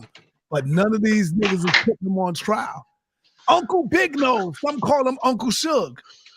He said out of his own mouth, 2 of my baby mothers. I got babies by 2 of my baby's mothers when they were 14 years old, and he was 19 years old. Why they not talking about that? Because it's really not about the children, family. Y'all got to see where I'm going. I'm not lying on him. He said it out of his own mouth. Do I got to play a video? Do I got to tell you to share my video? So they say these things out of their own mouth, but it's really not about them. It's about trying to get SaNeter because they jealous and envious. I don't know. I just don't know what else to say about that. Suge said, I was 19 when I had children by my baby's mamas who were 14. So guess what? You know damn well he had to be messing with them when they were 13. Because you ain't going to just meet someone and have babies by them, right? You meet them, you get to know them, you hang out with them, you're chilling, you're walking around. Now they said, I'm lying. How am I? They said he lying. Damn, let me see if I can find the video. See, I like when these niggas do that, man. He's lying. You either die a hero or you live long enough to see yourself become a villain. Right? Yeah. Yeah, okay. They said, I'm quite sure the people heard that. Hey, for the family that heard it. We done heard it. We done heard it. Yep. Well, thank you. For the family who heard it, press a 1 in the chat if you heard it. Him say that out of his own mouth, man. But see, these niggas gonna always say I'm lying. I'm the most truthful person right now when it comes to breaking this shit down. You know why? Because I don't want to get caught lying. If I get caught lying, guess what? Everything else crumbles before me. You see? That's why I'm not gonna lie to y'all. Because if y'all catch me lying with one thing that I'm saying here, everything else falls. Hold on, SaNeter. Hold on. Okay. You know, and I had to put the 1 up. You know what I'm saying? Mm-hmm. So check this out. Right? If you were caught lying, everything else falls. Yes. Now check this out. Sure, as you know, I ran into Uncle Suge. You know what I'm saying? Mm-hmm. Brother. I did a little research on him a little bit, watched a few of his videos, just to get the full understanding of the man's psychosis when it comes down to you, right? But before I get into my interaction with him, right, I need you to break down this issue between you and Suge. It's really not an issue between me and him. This hate came from one day I had double parked my car and I was live. And Unc could tell you that I'm not lying. So I had Unc on the channel, Suge on the channel, and oh man, what's my man's name? Oh man, help me out, y'all. It was another brother on the channel. Damn, how can I forget my man's name? He was the HOK from California. He was involved with Misunderstood. They said he was with, damn, man. Help me out, y'all. Y'all know who I'm talking about, man. Damn, man. It's okay if you don't remember, Chief. You know what I'm saying? Come on, Nepal, help me out. Y'all know who I'm talking about. They said that he was involved with Misunderstood and he gave Misunderstood some drug. Right, thank you. Thank you. Real G's. I had Real G's, Unc, and Uncle Suge on my show one day. I had to run out to go park my car. When I got back, all hell broke loose. Uncle Suge and Unc and Real G's, and they going at it, they banging. And I'm like, yo, ho, y'all know how I do. Yo, hold up, what are y'all doing? What are y'all got to stop this. That's when Uncle Suge jumped off the channel, F y'all, F this, and next thing you know, he just started going off, making videos. And they talk about children, but he was putting my children up. He was putting my daughter up on his channel, but they talk about children. You see what I'm saying? So he was doing all kind of shit with my family, throwing up my wife, throwing up my children, and it was all right. And the people loved it. They applauded, they clapped. That's when I knew that this was a sick, that the black people that we deal with here are sick people. They not really all together. And so one day my daughter came home from school, and I would say she was about like maybe 8 years old at the time, 8, 9 years old. Mm-hmm. And she came from school, you know, they got on their school clothes, brother. And so I'm like this. And the bathroom was behind me. It was like over that way. So my daughter had to walk across the screen to go to the bathroom. She don't know I'm live. She takes off her clothes, her school clothes, and she goes to the bathroom. Now, she only got on her panties. She only got on her panties and the bra. And somebody in the chat said, "Sir, your daughter is just walked behind you with her clothes on." I'm like, what? I looked behind me and she was in the bathroom already. I said, all right, baby. I turned the camera. So when she come out, next thing you know, brother, the next goddamn day, they got my daughter on the screen, showing my daughter in her panties. Now, these are grown-ass men. These people that pose to be against child molestation, but everybody enjoyed it. Everybody clapped for it. And when I said, yo, I'm going to call the FBI, damn near everybody and their mama got mad at me because I said I'm going to call the FBI. And then they started saying, yeah, SaNeter's a snitch. Nigga, I don't know where the niggas live at. Uncle Suge and them put that up. They did all of that. I don't know where these people live, but I know the FBI will get your IP address. And when I did that, guess what? That shit came down. I bet you that joint came down after that. You see what I'm saying? So I don't believe none of these people when they talk about they against child molestation, they are women advocates and all of that. JJ beat this girl ass in front of her 15-year-old daughter, man. He copped out to the goddamn charges, bro. And they put an ankle brace on the nigga leg so they'll know where he's at. But they still let him come on their channel, the one that's supposed to be about against advocacy. And I'm talking about throne. All because he goes against me. You see what I'm saying? You see where I'm going? Yes. SaNeter, you don't know the real reason. The real reason is because she was a white woman and she don't count. She don't count. She don't count. She Esau. What about her daughter, though, brother? What about her daughter? I'm just saying. That's what that's their excuse. My daughter was a black young woman growing up to be a young woman. My daughter. I'm just giving their excuse how they looking at it, SaNeter, because it was a white woman. You know what I'm saying? She don't count. She Esau daughter. Yeah, I'm just saying. She's not Esau daughter. She's the same as a regular woman, man. Yeah. So, yeah. Yeah, that was the excuse. And but back to it, right? Wow. See, I didn't know that was Uncle Suge. You know what I'm saying? I didn't know that. You know, I knew somebody did because, you know, broke it down to two stories. One, SaNeter got mad at somebody and he pretty much in a lot of ways said he'll call the FBI on people. Then the other one, SaNeter got a little girl in his house with panties on and she had to come from his basement. It was a lot of crazy ass rumors I was hearing. You know what I'm saying? And I talked with you about that one, but I did not know I didn't know he did that, you know. But here's my thing though, SaNeter. You know, people just don't do those type of things out the blue. You see what I'm saying? Like, what caused that friction that I gotta get this nigga, I gotta destroy him? What caused it? I have never done anything to this dude. Never. And you never done anything to this dude, bro. So you never done anything to this dude? Not until like I always wait for a long time. When they continue to keep going at me and banging on me for months, for years, then I might say, you know, I'm tired of it. Let me go at this nigga. Let me bang on him. And so when I bang on him, they all begin to play the victim role. Like I started with them. Everybody know what I'm about, bro. If you really know what SaNeter is about, I never came on this channel banging on nobody. I was always bringing the knowledge and the information. Go and do my history.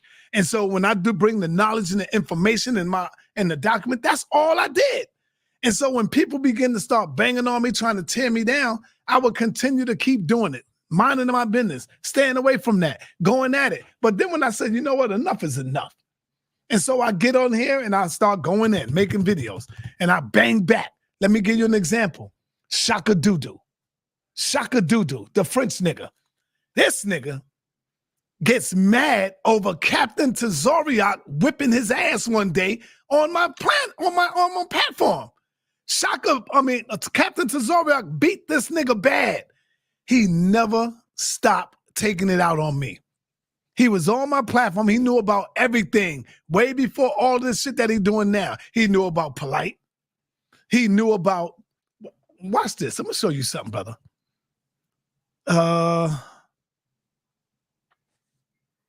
Damn, I always put them videos up. I don't have it here. I put it up. I don't want to look for it. Okay. But yes, Shaka Doodoo. He said the same thing that I said. I said, nah, man, I'm going to wait until the trial is over. And if Polite is guilty, then I'll make my statement. Shaka Doodoo went crazy. All of them people all saw that's crazy. But Shaka Doodoo forgot that he said the same thing. When he was cool with me, he said the same thing. I pulled that video up and showed him. And the people was like, oh, look at that shit. But even with him, he started calling me a molester, a pedophile, a rapist, the house of pedophilia. Y'all heard all of that. They was calling me all these names. Now, think about it. My daughter is 22 years old. My son is 22. I got a son 28. I got a son in his 30s. I got a son that's 23. See? You don't think they watch the internet? You don't think that my name could pop up and they see their daddy and they see people talking all this crazy shit? How do you think I feel? One day my son called me and said, Dad, why the hell they got this up there talking about you molest this and you molest? So I had to go through it and show my son. So that's when I was spaz out, bro. And so I said to Shaka one day, I said, nigga, what about your daughter sitting on your lap? Why do you got your daughter sitting on your lap? See, at this time, it's no holds barred. Now he want to cry. Now he want to say, yeah, that nigga SaNeter talked about my daughter. Nigga, you've been talking about somebody else's parents for the longest. My children got to hear you dumb niggas talk all this crazy shit. And so when I swing back at them, because it's not the swing they want me to do. If somebody punch you in their face, you punch me in my face, brother. How you going to tell me, all right now, sir, I know how I punched you in the jaw, but brother, you gotta tap me. You can't hit me back like that. You can't tell me how to swing back at you. You know what I'm saying? So enough is enough at this point. There's no holds barred I see with these niggas. So I'm going to use every tactic I can. I don't care how nasty and gutter it sound, because you don't give a fuck about my children or my babies and my family. And I see that now. So check this out, right? You're telling me that they went personal with you first and you're just defending yourself. Damn, bro, you can see it everywhere. Go and look on that nigga channel. That nigga got over 100 videos of me. Go look on my channel. It's more than that. It's more than that. Go look at my channel. Look at the sick Neil X, the bull dagger. Look at her. Look at all the videos she got on her, and she always talking about somebody sick, but she don't even know if she's a goddamn man or a woman. She don't even know if she's a man or a woman and got the nerve to call somebody sick. So check this out.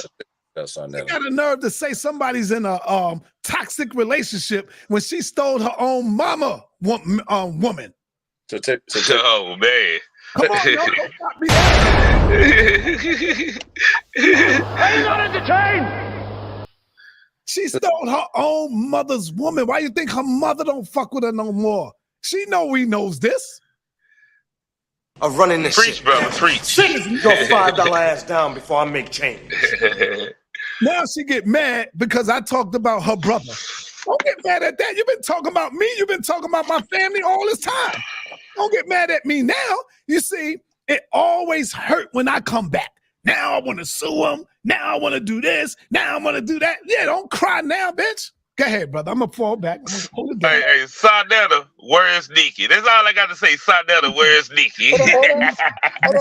That's the name of the channel. That's the name of the channel. I mean, Where is Nikki? Hey, dear X asked you that question, brother. Okay, where is Nikki? Nikki is home raising. I don't know what she's doing, but I know she's home raising her children. That's where Nikki's at. Nikki's not a social media person. She don't deal with social media because she see how nasty it is. And that's where the woman is at. That's where the young lady's at. She's home raising her children. Dear X, you got your answer, near X. You got your answer, near X. You either die a hero or you live long enough to see yourself become the villain. Check this out, right? Back with the Uncle Suge, right? Cause we gonna get to the Neo X's. We gonna get to the V. It's a lot of stuff we gonna get to, right? And shout out Braveheart. I appreciate you, bro. You know, you can't do a better job. You muscular and you stalking an older man, his older grandfather. You was on a fire. I appreciate you, brother, but you can't do a better job. Came up here, you just gonna be yelling and have a complete aneurysm talking to SaNeter because you have a hatred that you don't understand why you have. You just following the trend. So I appreciate. You know what? I don't care. You can open up the floor. I don't care about these niggas. None of these niggas know me.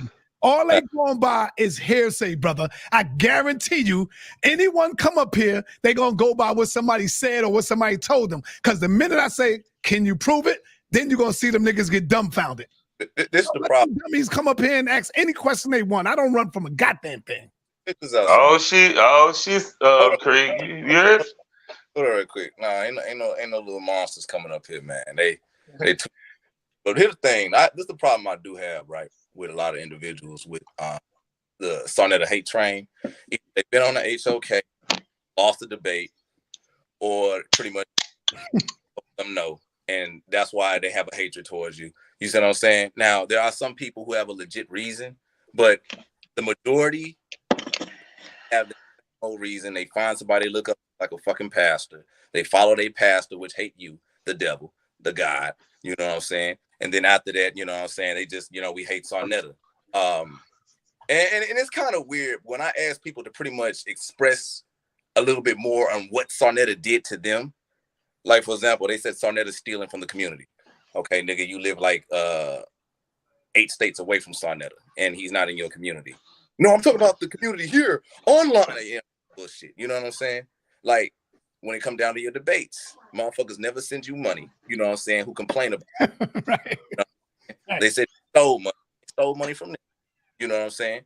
I looked at a couple of things who had little issues joining your chats and stuff, like talking with them. You know what I'm saying? And they pretty much said at the end of the day, they was like, yo, I didn't have no problem. I was able to get in. There was no issues. You know what I'm saying? And I got my money's worth. One individual said that he was able to get his money back when something didn't go right with you. You know what I'm saying? So my issue is, right, I need to find people who can actually beat your ass and actually talk to you calmly and not make up shit. You know what I'm saying? Because here's my thing, right? Since all of you had these little crazy ass, stupid, and ridiculous about SaNeter, you should have gave me fucking questions.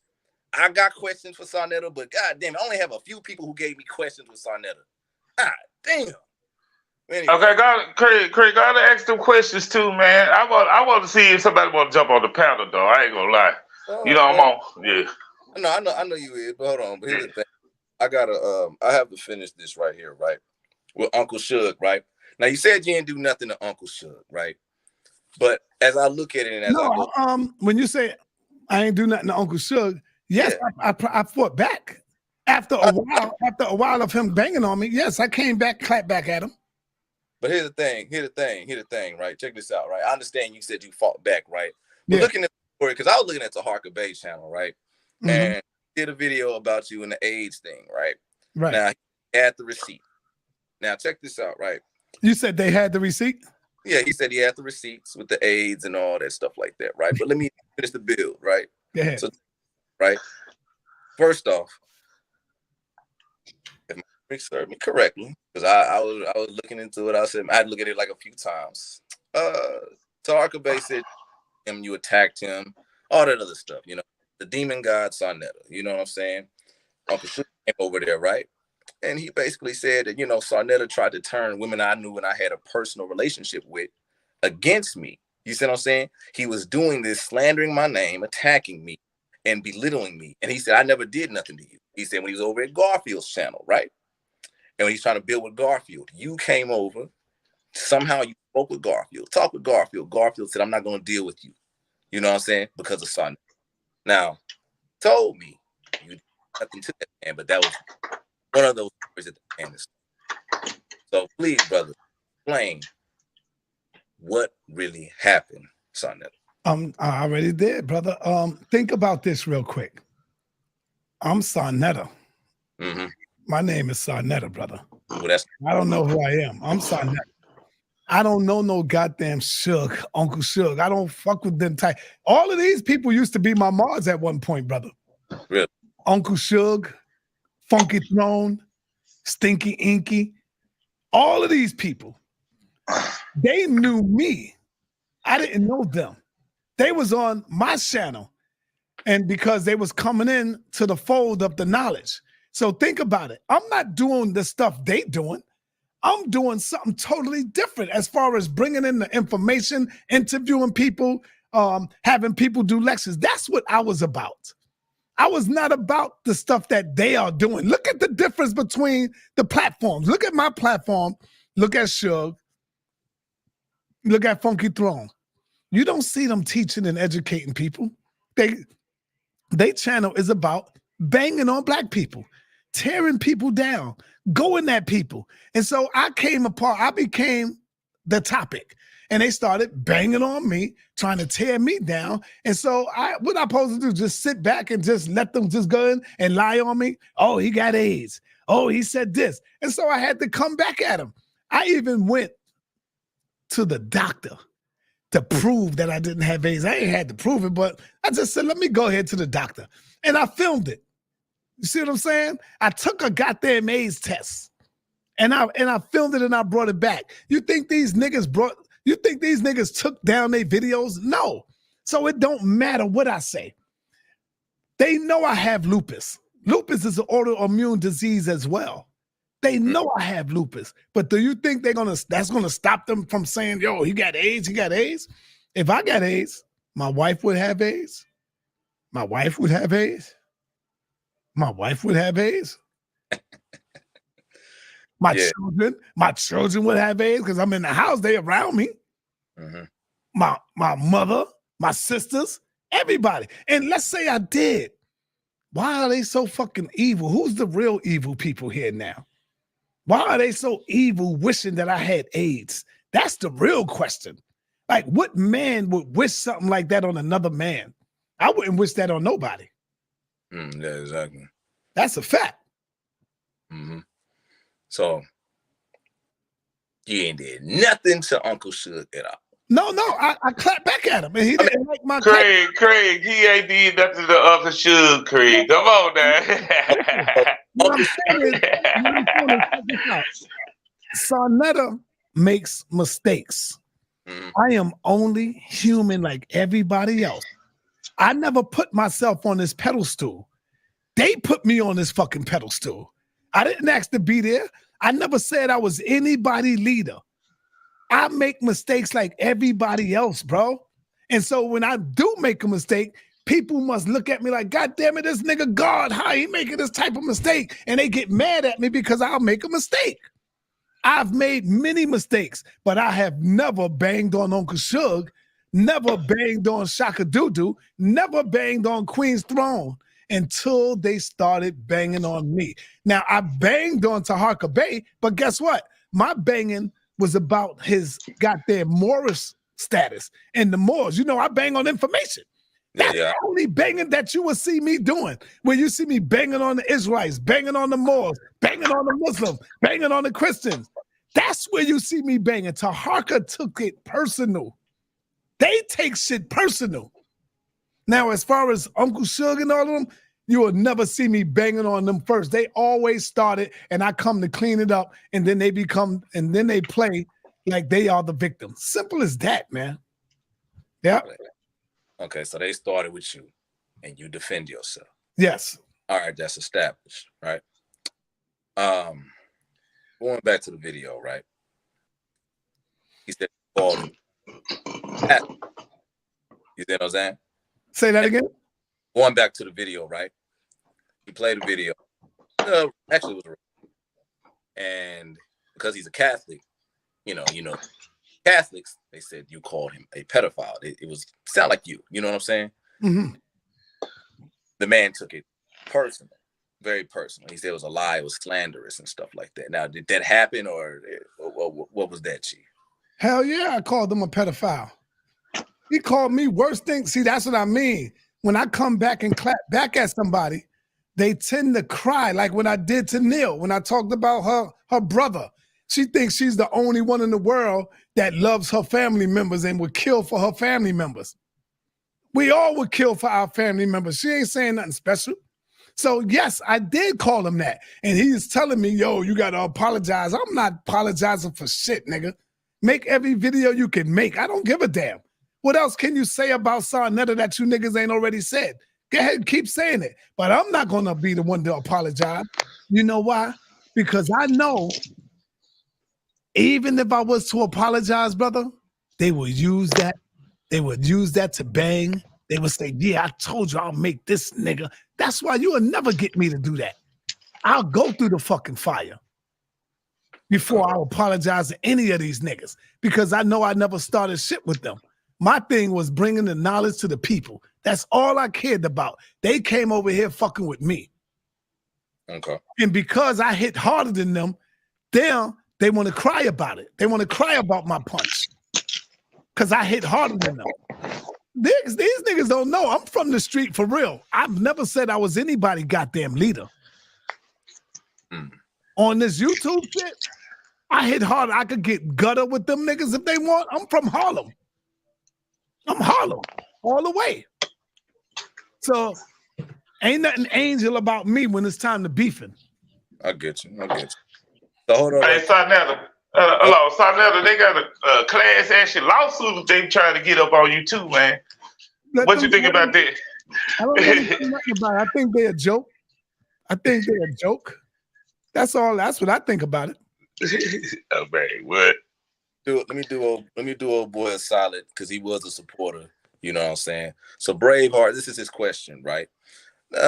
What's the excuse now on why he didn't take those polite videos down? So what Braveheart was talking about, right? He stated that you said that you were supposed to take down those polite videos, and he said you never did. So let's answer the brother's question since he did support us. I took down a lot of polite videos, but then I said to myself, fuck you niggas. It doesn't matter if I take it down or not. See, I'm 100. Listen to me good, y'all.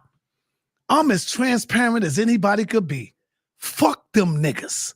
Whether I take it down or not, what's that going to prove to them? Them niggas still going to talk shit about me.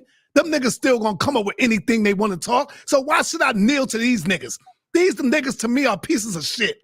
Give a fuck about doing anything for them. At one point, I would cater to my people, but I'm not talking about all my people. I'm talking about these scumbag ass niggas. The hell I'm gonna take down for anything for a nigga like Braveheart. I seen that nigga in the chat banging on me, don't even fucking know me, being disrespectful to me, my wife, goddamn body. Fuck that nigga. I ain't taking down a goddamn thing for none of these niggas. Why? Because they still gonna say I'm this and I'm that and still gonna come up with all kind of shit. So take it down for what? Hell no, I'm getting ready to put all them other ones back up that I did take down. Fuck them niggas. I don't give a fuck about polite. I don't give a damn about them. But I'm saying that because they still gonna accuse me whether I do or don't, bro. So what's the point of it? You see where I'm going? That's the point that I'm making. Damn. Now y'all see my man got an attitude with me because he said, why haven't SaNeter had Nikki clear his name? And I said, why Nikki got to clear his name when Nikki didn't accuse him of nothing? Now that's just common sense. But my man got mad at me. Like, in what world do somebody need to clear somebody's name when they never accuse somebody of something? But let me address this real quick. But can I say something on that right quick? Go ahead, bro. They keep saying the burden of proof is on SaNeter. How come Stinky Inky and Ben Diesel ain't proved their point yet? They said they know all the people that they could bring on their channel that lived in my building. When are they going to bring the proof? He said, I know Nikki. I could bring her anytime. So the burden of proof is on them. What you should be asking is, when are they going to bring Nikki on their channel and prove their point? See, that's the real shit to ask niggas. But y'all don't want to ask them niggas no real shit like that. Go ahead, Clark. Right. Go ahead, brother. Yeah, see, I had to put my St. Louis hat on because this the show me state. So DeAndre Harris, the gay minister, I see you in the chat, Doc. And yeah, I said you wasn't a Christian because you're gay. And let me explain. let me explain, dummy. If you read the Bible, just read the book. It ain't with you being gay. That's all it is to it. Get over it. See, I gave you a chance. Your hero, Neo X, played a recording without my consent, by the way, but she played a recording of me talking. I said, Leandre, all I asked you to do was come on and help me clear up that I wasn't talking about my brother. Instead, you run over to her channel. Now you're in here talking about she the GOAT. I got you, bro. All I said to you was, you can stop pretending to be a minister because you're not going to heaven. If it's a heaven for Christians, you ain't going because you're gay. Heaven ain't for men like you. That's all it is to it. Like it, love it, be indifferent to it. That's a fact of the book, Doc. The book say you should die. So that's all it is to it. I don't care about you getting mad. That's what it is. Stop faking the funk. You can't be what you say you is and be a Christian. That's all it is to it. I don't care what you think about it. Now, to Nehemiah 9:10, who keep telling people I was with his wife, brother, I told you, stop playing with me because now I'm finna embarrass you again. And I got to take time out of the hot seat to do this. So I apologize. But brother, you a weirdo. I knew your wife when I was in the 9th grade. And I know it hurt you to know all that stuff that you thought was new to you. All that stuff that you thought made you feel amazing. And it was like you was unique that she was doing that when I was in the 9th grade. I know it hurt you to know that you ain't special. But just take solace in the fact that your wife is talented and she's been talented for a long time. And be happy with that. You said in the chat that you took her back with open arms, like this happened when we was adults. I was a kid.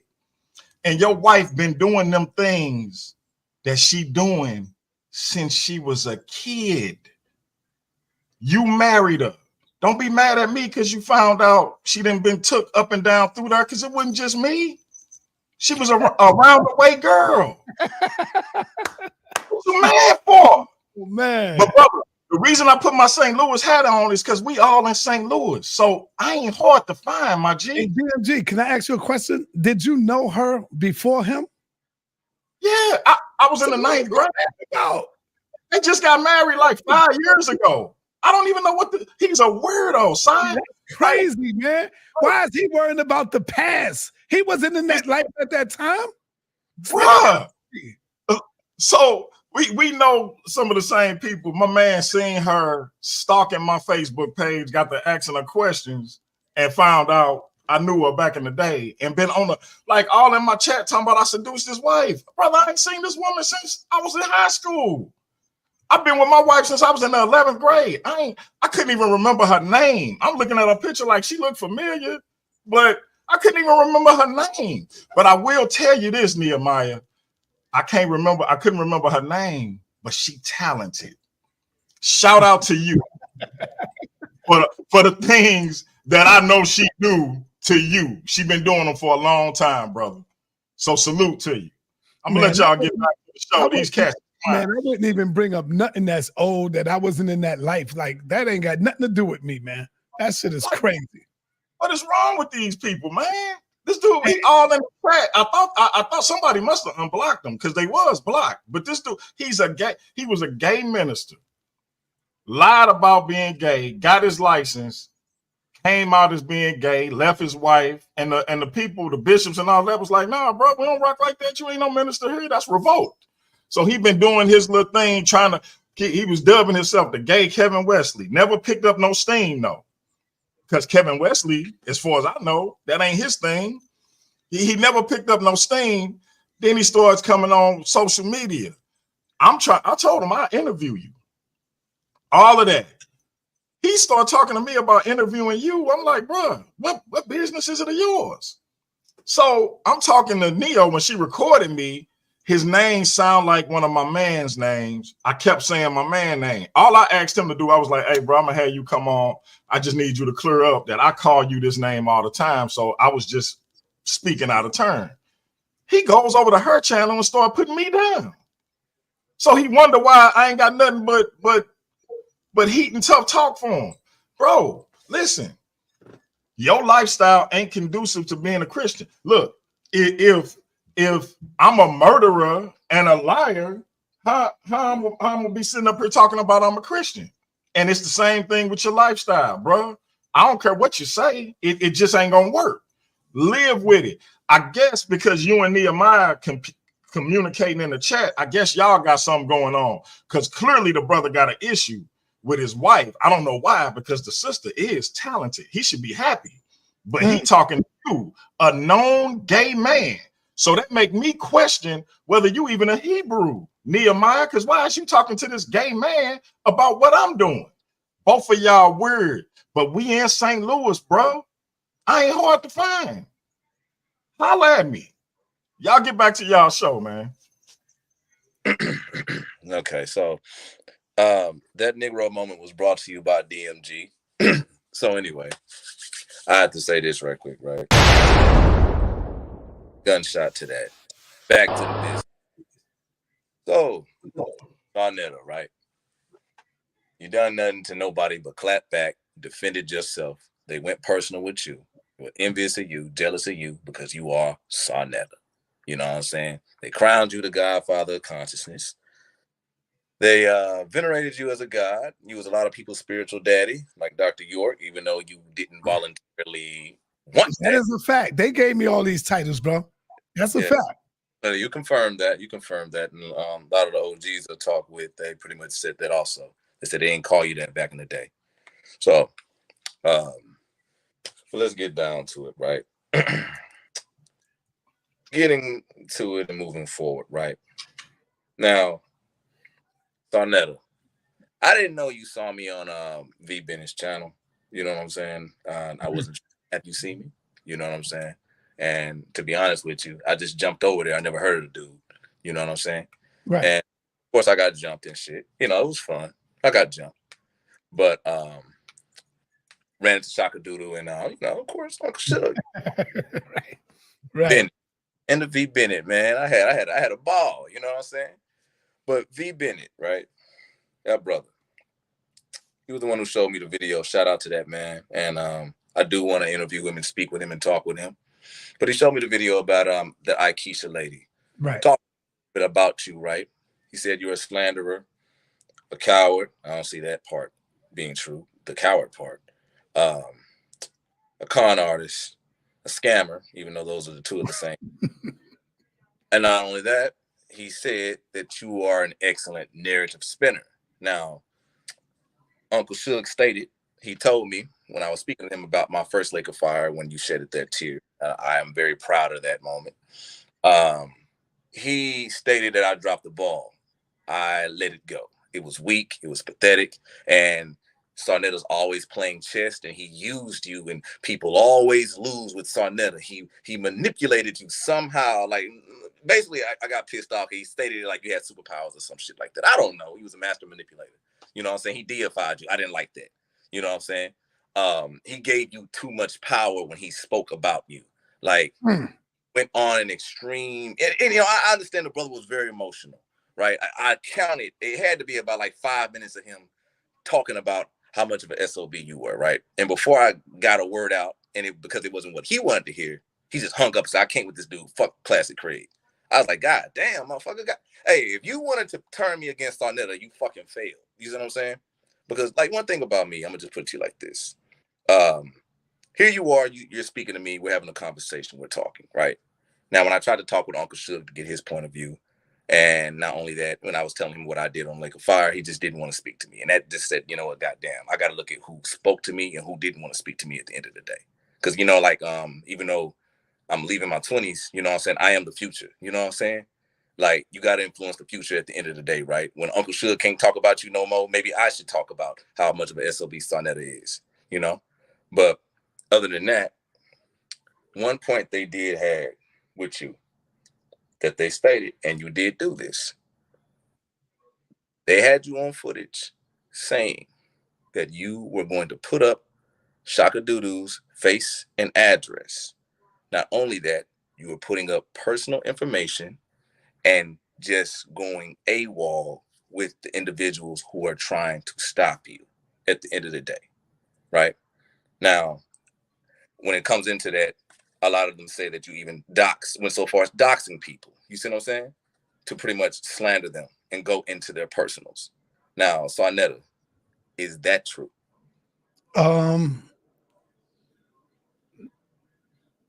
Say that part one more time. Okay. With the Suge? With the Suge, with the V Bennett, Shaka Doodoo. Yes. All of them, right? Queen of Thrones, you know what I'm saying? Basically, how it's stated, you doxed them and you put a lot of their personal information out. Or they said you Okay, I got that. The nerve of these people, bro. The nerve of these people. That's all they do is dox people, bro. Trust and believe me, man. These niggas are hypocrites. So you all no, hold up. That's all they do. I personally have never doxed nobody, but I got a goddamn hell of a team. I got a hell of a team where people send me shit. And that's word on my mama, word on my family. I have never doxed nobody. But they think I don't have a team. I got a hell of a team as well. Just like they got a team. Just like they dox people. Remember, they put up my whole record. How did they get my record unless they dox me? You see? They put up my whole goddamn file. But guess what? I spoke on myself before they even did it. They thought they was doing something. I said live when I told my story. I said all I went to jail for was an assault and was for drugs.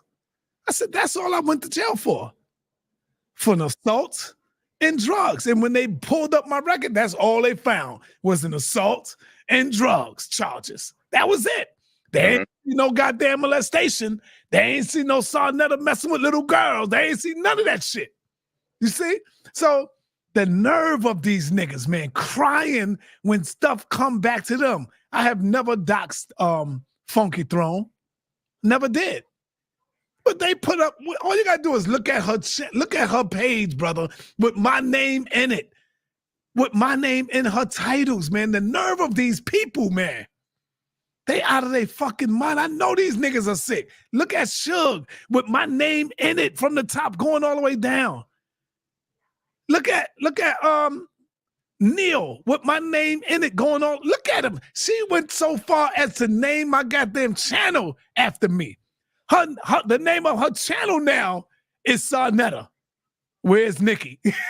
What? SaNeter, where's Nikki? She went that far. You gonna tell me these niggas are not sick, bro? I would never name my channel after somebody that I hate so much. Never. Shit's crazy. And they think you the sick one. No, you sick. Notice how I still but I still get back to my teaching.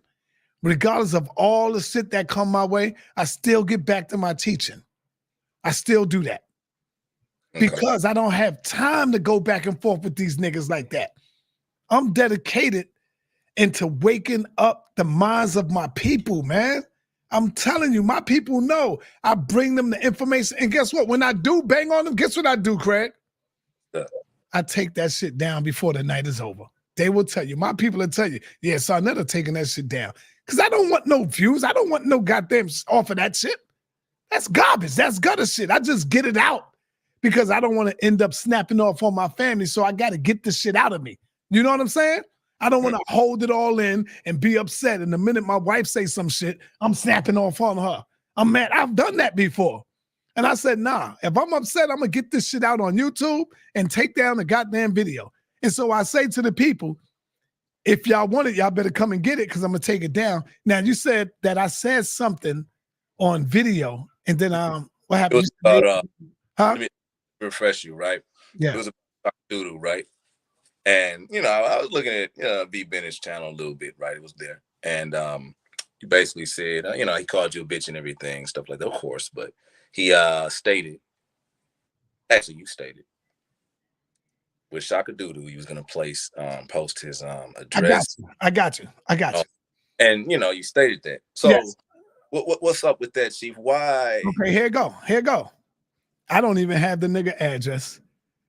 I'm a chess player, number one. I play chess. I threw it out there because I knew the fag would say something about it. But you never see me do it, right? Because I don't have his address. Not like that. But I stated that. I said I would do it. But nobody never seen me do it. I knew that would make him shake in his boots if I was to do something like that. Or you know, that's why I said that. But they never seen me do it. Yeah, you know, the dudes. Player. Them niggas playing checkers. Surgical with this bitch, Jay. How you want to? So, them you know, niggas are playing checkers. Yeah, the dudes all the way over there in the Eiffel Tower and shit. Ain't nobody finna come and see. Yeah, who the hell gonna go out there looking for this nigga? Like, come on, for real? I am not trying to go to prison for none of these niggas leaving my family out here. They need me. My daughter need me. I want to be out here. I need to be out here around my family. I am not trying to go to prison for these dumb niggas. Now these niggas crying about I'm gonna do this but bitch, you got damn near 50 videos on your channel. The same thing you accuse Shaka Doodoo of. Having all these videos on your channel. Guarantee you don't see all that on my channel. So do what you do. Sue. So in a lot of ways, you pretty much play with their minds. Basically. Yeah, because they my little badass kids. All of them is my badass children. Now going against their daddy. And so I play with their minds. They playable. Are you not entertained? That's all it is. They playable. I don't respect them niggas. None of them, bruh. They have lied on me. They have lied on my wives. They have lied on all of us, my children, my family. What I look like playing nice with these niggas? Ain't no playing nice with them. Now, check this out. If DMG, I would even go as far as to say you, brother. DMG, Brother Jabari, people that I got respect for. Yo, Brother Saw, and y'all have a meeting with me, I think you should take those videos down on Brother Polite or shit like that. I would say, you know what? No doubt, brother. Why? And then I would listen to y'all reasoning, and guess what? I would give it a hell of a thought and maybe come to the conclusion that I will take them down. Why? Because I respect y'all. I respect you. I respect DMG. I respect Brother Jabari. I respect Captain Tazoriak, Zion Lex, and them. Even if I would have took them down, you still would have seen them banging and going at me and doing all kind of shit. Would I look like adhering to them niggas? No, hell no. Never. You either die a hero or you live long enough to see yourself become the villain. Damn right. So I appreciate it. Now you told everybody I'm a SaNeter spy, so I'm gonna get some heat. So no, you're not a spy, brother. But I just got, you know what? Let me say this for the record. This brother is just being fair. That's all it is. He's being fair. You know? And people don't want to see you be fair to me. They want to see you just trash me and throw me under the bus. They don't want to see you bringing out any truth. They want my truth to be hidden, suppressed. They don't want me speaking my piece and how I see things. You see? So you're not for me. I've seen you curse my ass out many times, even on V. Bennett. I'm not with that nigga. I don't give a fuck about that. I seen that. And that's what made me say, yo, I like this brother right here. Yeah. You know? Real talk. Appreciate it. That's some good praise for a Knicks fan, but I appreciate it, man. I appreciate it. Check this out, SaNeter. Getting into it a little bit more with V. Bennett, Queen of Thrones, and Inky. Now, I did not know this, right? But they wrote a book, right? They wrote this book. And now, I did not know that Queen Thrones and V. Bennett had something to do with it, right? And I understand how they feel, but what fucked me up about the book, right? It was inkified, if you understand what I'm saying. It was full of inkyish. It was all inked out with a bunch of inkinization. You know what I'm saying? I could see the inkic type of encryptic. Listen, bro, it was written by Inky. You know what I'm saying? It overrided them and it was written by fucking Inky, right? But the point was of what I mentioned by this, right? Inky, the American healer, right? Quick story. He was in the Lion's Den. I wasn't in the Lion's Den when he was there, but Inky dealt with a fool I used to debate all the time, right? Inky came out on your channel, and the dude was on your channel also, right? He came out with the fucked up pseudoscientific ass bullshit of God is light, right? Through electromagnetism. You see what I'm saying? Inky stole that guy's creation, right? And when he stole it, he started preaching that and a lot of things. Right? That's when Unc was on his head. When you was cool with Chris Harris, he jumped on and stuff like that, et cetera, right?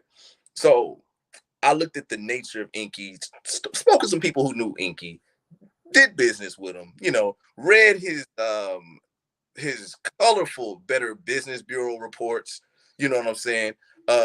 Had a friend who took some of Inky's shit and, you know, she got sick, you know what I'm saying? Mm-hmm. Everything that Inky touched, right, turns into just complete, utter bullshit. You see what I'm saying? And if you ask me personally, I say he was a better con artist and scammer than Polite. I say that motherfucker was a master. He cheated Polite. You know what I'm saying?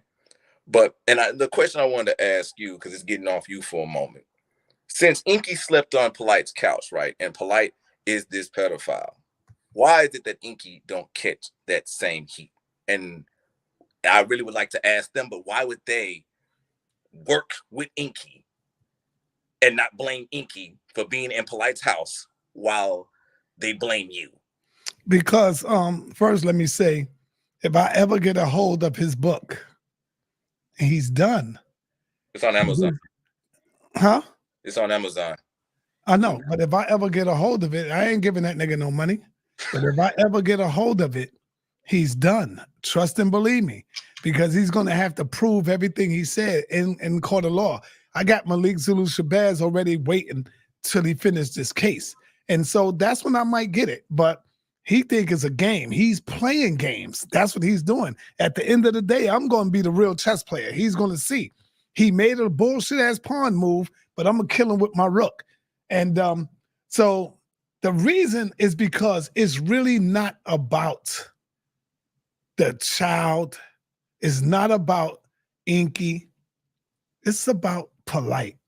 They hate Polite. I've showed you already where all of these people have done a lot of stuff, right? I've showed you that. So it's never been about Inky. They don't care about Inky. They want to take down Polite. They want to take down SaNeter. They want to be the next SaNeter. That's what they thinking they could do. But they can't do what I do. You see what I'm saying? Right. They do not do what I do. And that's what the problem is. It's never been about that child who Polite was so-called did what he supposed to do to. It's never been about that child. It's always been they were praying that Polite did it and go to jail. I was praying that he didn't do it, because you got to see the effects of the child. If he did it, then what's going to happen? What's the outcome of the baby? You seen Shaka Doodoo and the Funky Throne and everybody. Oh, yeah, Polite did. You ain't never heard him once talk about that child and the psychological effect that shit is going to have on the baby. They didn't talk about that. They just wanted Polite to be guilty of touching the baby. Me, I was like, nigga, please, I hope this nigga didn't do that. I was like concerned about the child, bro. Understandable. What you got, DMG? Yeah, I just want to get back to this this lake of fire and ask SaNeter another hot seat question. Bring it on. Rumor has it that you are afraid for Jabari to lose. Are you afraid of Jabari losing debates, my brother? No, bro. If Jabari lose, then he lose. But I don't see nobody out there that beats Jabari. If I get the majority of the people that say, "Oh, Jabari lost that one," then he would have to lose. But nobody out there beats him. Nobody really beats Jabari. Jabari beats them on their own sauce. That be the killer for me. When somebody pull a sauce and they fall on their own sword, meaning they sauce, they done. They done. You know? Yeah. But no, I'm not afraid for Jabari to lose. There's no Israelite, Hebrew, Moor, Muslim out there that can beat Jabari. Jabari is a real historian, a professor in college, for real. Don't forget that. Don't forget the elbows. Yeah, or the abos. None of them can defeat him. Now, the only one that could probably beat Jabari is someone else who's in the field of history and research. Unc can't beat him. Unc tried. I was just about to ask you, are you shielding Jabari from the God killer? Nah, Unc can't beat Jabari. Everybody knows that. Everybody knows that, man. And a lot of people get mad because even Reggie can't even beat him. Reggie, no. I love Reggie. I love my brother Unc. But they ain't ready for no Jabari, bro. Hey, I'm seeing in the chat Tahuti beat Jabari and Gozi can beat him. What you know what? I don't think Ngozi could beat him. You know what Goldie said when the last time he was on my show? And Goldie, and the topic is going to be around the Egyptians. And Goldie said the Egyptians was not black. I've heard him say that. I've heard him say that. So I've heard him say that. Like, dude, if you take all of that away from us, then what do we got, bro? But you can't say that they wouldn't black, because here's the thing. So my Kemetic name is Pianki. You can't say Pianki wasn't black. Pianki was Nubian. Or Kushite. So how you gonna Pianki, Taharka, Shabaka? How you gonna say they ain't black? You see what I'm saying? So people got to be careful with that. So yeah, I don't think that's gonna go over. I'm gonna give Jabari a call and set that up. Yeah, set that up. Somebody said Top Cats. I gotta get Top Cats over here. But so hold on right quick, right? Let's go back to full circle right quick, right? You know, and this one's from Nobody Trust the Gospel, right? Now, here's a few questions, right? I gotta drop a bomb for my little nobody from Trust and Believe the Gospel. So check it out, right? Regardless of what anybody said, why didn't he go to the police about his underage family member that ran off with Polite? So what's your response to that, SaNeter? Okay, I cleared that up earlier. That was the first thing I said. Number one, she's not my niece. At that time, she was only connected through marriage. That was it. She was only my niece, my wife's niece, through marriage. They are no longer together. They split up a long time ago. So they are no longer together. She is no longer my wife's niece. That's about it. And now the reason why I didn't go to no damn police is because I didn't see Polite do anything to that girl. All I did was heard certain things trying to ear hustle. And the mama herself didn't go to the damn police. The mama herself said, no, ain't nothing happening. Ain't nothing wrong. So what am I supposed to do? Tell me what the F am I supposed to do? If the mama don't go to the police, if the mama telling me, no, everything is good and we this and we that, how the hell am I go to the police? People keep talking dumb to me, man. Y'all talking crazy to me. Okay. All right. You know, sometimes you got to reiterate, you know what I'm saying? Don't hear. You know, I heard you loud and clear, but you know, hey, right now. Before I get back to my questions, right? Another lady asked, okay, what were the age differences between Polite and his wives? I have no idea. That's between them. I have no idea, brother. And that's for real. I'm not lying to y'all. That's for real. I didn't ask no questions about how old are you, Armanette? How old are you, Renintet? How old are you? I didn't ask that stuff. That was their business. I didn't care about none of that. All right. So now you got the right jersey on. There you go. Only have now you got on the right one. Had one jersey on this whole entire time, Chief. But listen, man, check it out, right? Now back to the mission, right? Because I do have to. Fred, can I ask one more question? Yeah, go ahead, Chief. Go ahead.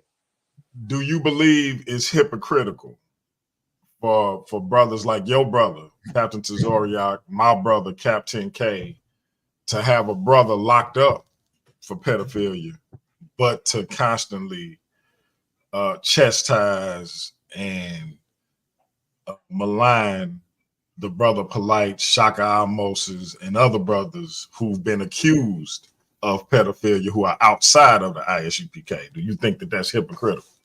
Not if you believe in your heart that your brother did not do that. And then when you look at all of the information in the records and you see where it came back, and, you know, Captain Tazoriak spoke about that many times, you know, so I believe my captain. And so, yes, you got a right to stick with your brother. There's so many people locked up in jail right now, falsely accused of being, you know, a rapist or molesting.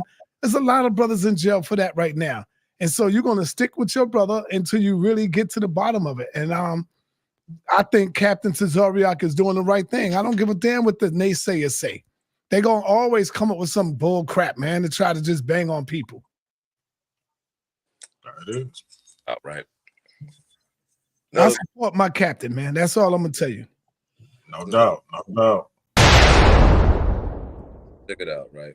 And I'll get you. Shout out to Captain Tazariak, you know what I'm saying? Back to the nitty-gritty, SaNeter. So, you're not a pedophile. You don't like young children. You're not a scammer. You're not involved with a lot of these people in their personal life. You don't have no control over them.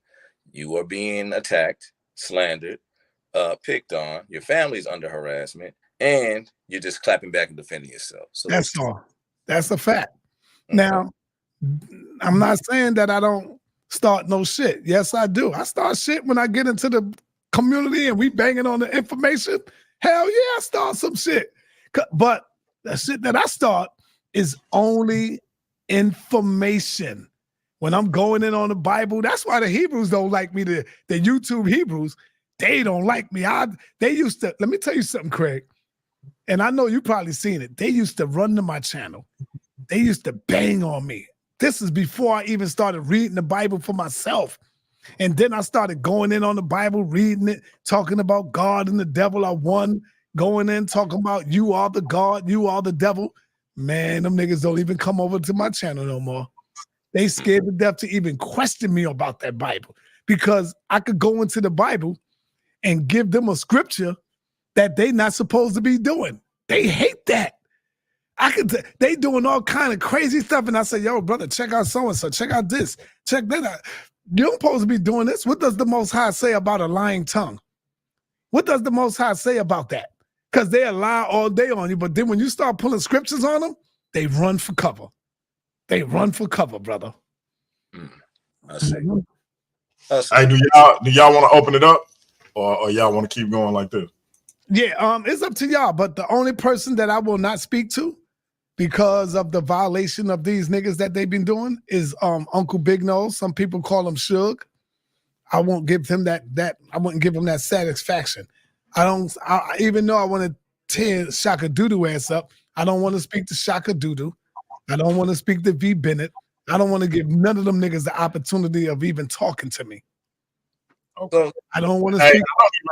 I don't even know if they watch my joint. I'm sure seeing your name they probably do, but they normally don't. So yeah. I don't want to speak to no Funky Throne. None of them. So, Hey, y'all gotta turn your camera on. If y'all come in, you gotta have your camera on. If you don't have your camera on, I'm not letting you up. There He you already go. he not talking to his ops. So that's just what it is. So, and y'all know the guests get the preference. So he not talking to his ops, but if you're not an op and you got a question, hit the link. We only taking 5 people because we're not gonna be on much longer. But before that, hold up, right quick. I do have some other things I need to ask, man. Since the curse of being on SaNeter's platform and losing a debate, that the motherfucker become your enemy and shit like that. That's a recurring pattern I see. You know what I'm saying? The Neo X thing. This is my dilemma with you, right? Neo X made a video, right? A 10-hour video. You know what I'm saying? Motherfucker did she did a whole shift with overtime on shit like that. Only got up one time. That's a bad motherfucker. That's a bad motherfucker. Say the ghost. Remember, she dead. Say the ghost. Yeah, the ghost. I like that name. No ghost to me. But I just want to say this, right? I stated it right that the motherfucker hate men, and she does, right? Now, DMG know how a little manipulative I can be, right? And I shouted out KB and I called out the witch finding bitch ass general, right? Of course, you know who that idiot is, SaNeter. So what I did, I wanted to see if she had people watching the channel, right? And the KB dude admitted it. He did. And she admitted it for him on the, on the 10-hour live, right? And I said, okay, I got what I wanted, right? But one thing I did not like, right? Looking a little bit further into her channel, right? Not only did she record my brother DMG, she recorded you, right? Mm-hmm. Now, this is when you had your little issues with Nepal, right? Now, she loves playing this recording over and over and over of Nepal saying, they told me I have AIDS, right? Now, of course, she was talking about you, right? But a lot of people think it was her, and then you gave it to her and stuff like that. And, and that's why a lot of people run with that narrative. So, SaNeter, why would Nepal go out and do that and put that out there? That's not what she did, brother. That's not what she did. What Neil X did was deceive the people. Neil X cut the video. You got to understand. She cut the video off. I played the original video. It's on my channel. See, I played the whole thing of what Nepal was saying. Mm-hmm. Nepal was saying, he said they told him that he has AIDS. That's what she was saying. And if you listen to the video, you hear her in the video saying, he don't have none of that stuff. That's what they said he have. But Neil didn't play that. She deceived the people because she's a conniving bitch. So she's gonna, they all got to lie to their followers in order to get me. But I played the original video. Watch this, look in the chat. How many of you brothers and sisters seen me play the original video with Nepal saying what she played? Because I see when they go and do that and chop up my video, you know what I do? I go into the original video and I put it up and play so everybody can hear it. When Suge played the video where he said, I have AIDS, guess what I did? I went and got the original video and put it up and showed my original video when I said, they said I have AIDS. Before they even diagnosed me, before they even checked me, they said that I have AIDS. What they did was cut it. When I said, they said, and they played the part where it says, I have AIDS. Think about that. You cut it. I have AIDS. That's what they played. So they conniving, they deceive us, and they will lie to their audience. Why would their audience go to them when they could go right on my goddamn channel and get the original video? I got the original video up. Cause see, I ain't gonna lie to you, man. I never seen that video, but this is the thing, right? How old is that AIDS rumor? How old? Damn. I don't know. I think that's like about 5-6 years, maybe longer. I don't know. And so you're telling me she tried to make it seem like Nepal was putting that out there? Yeah, because she cut the video. to try to make it look like Nepal was saying I have AIDS.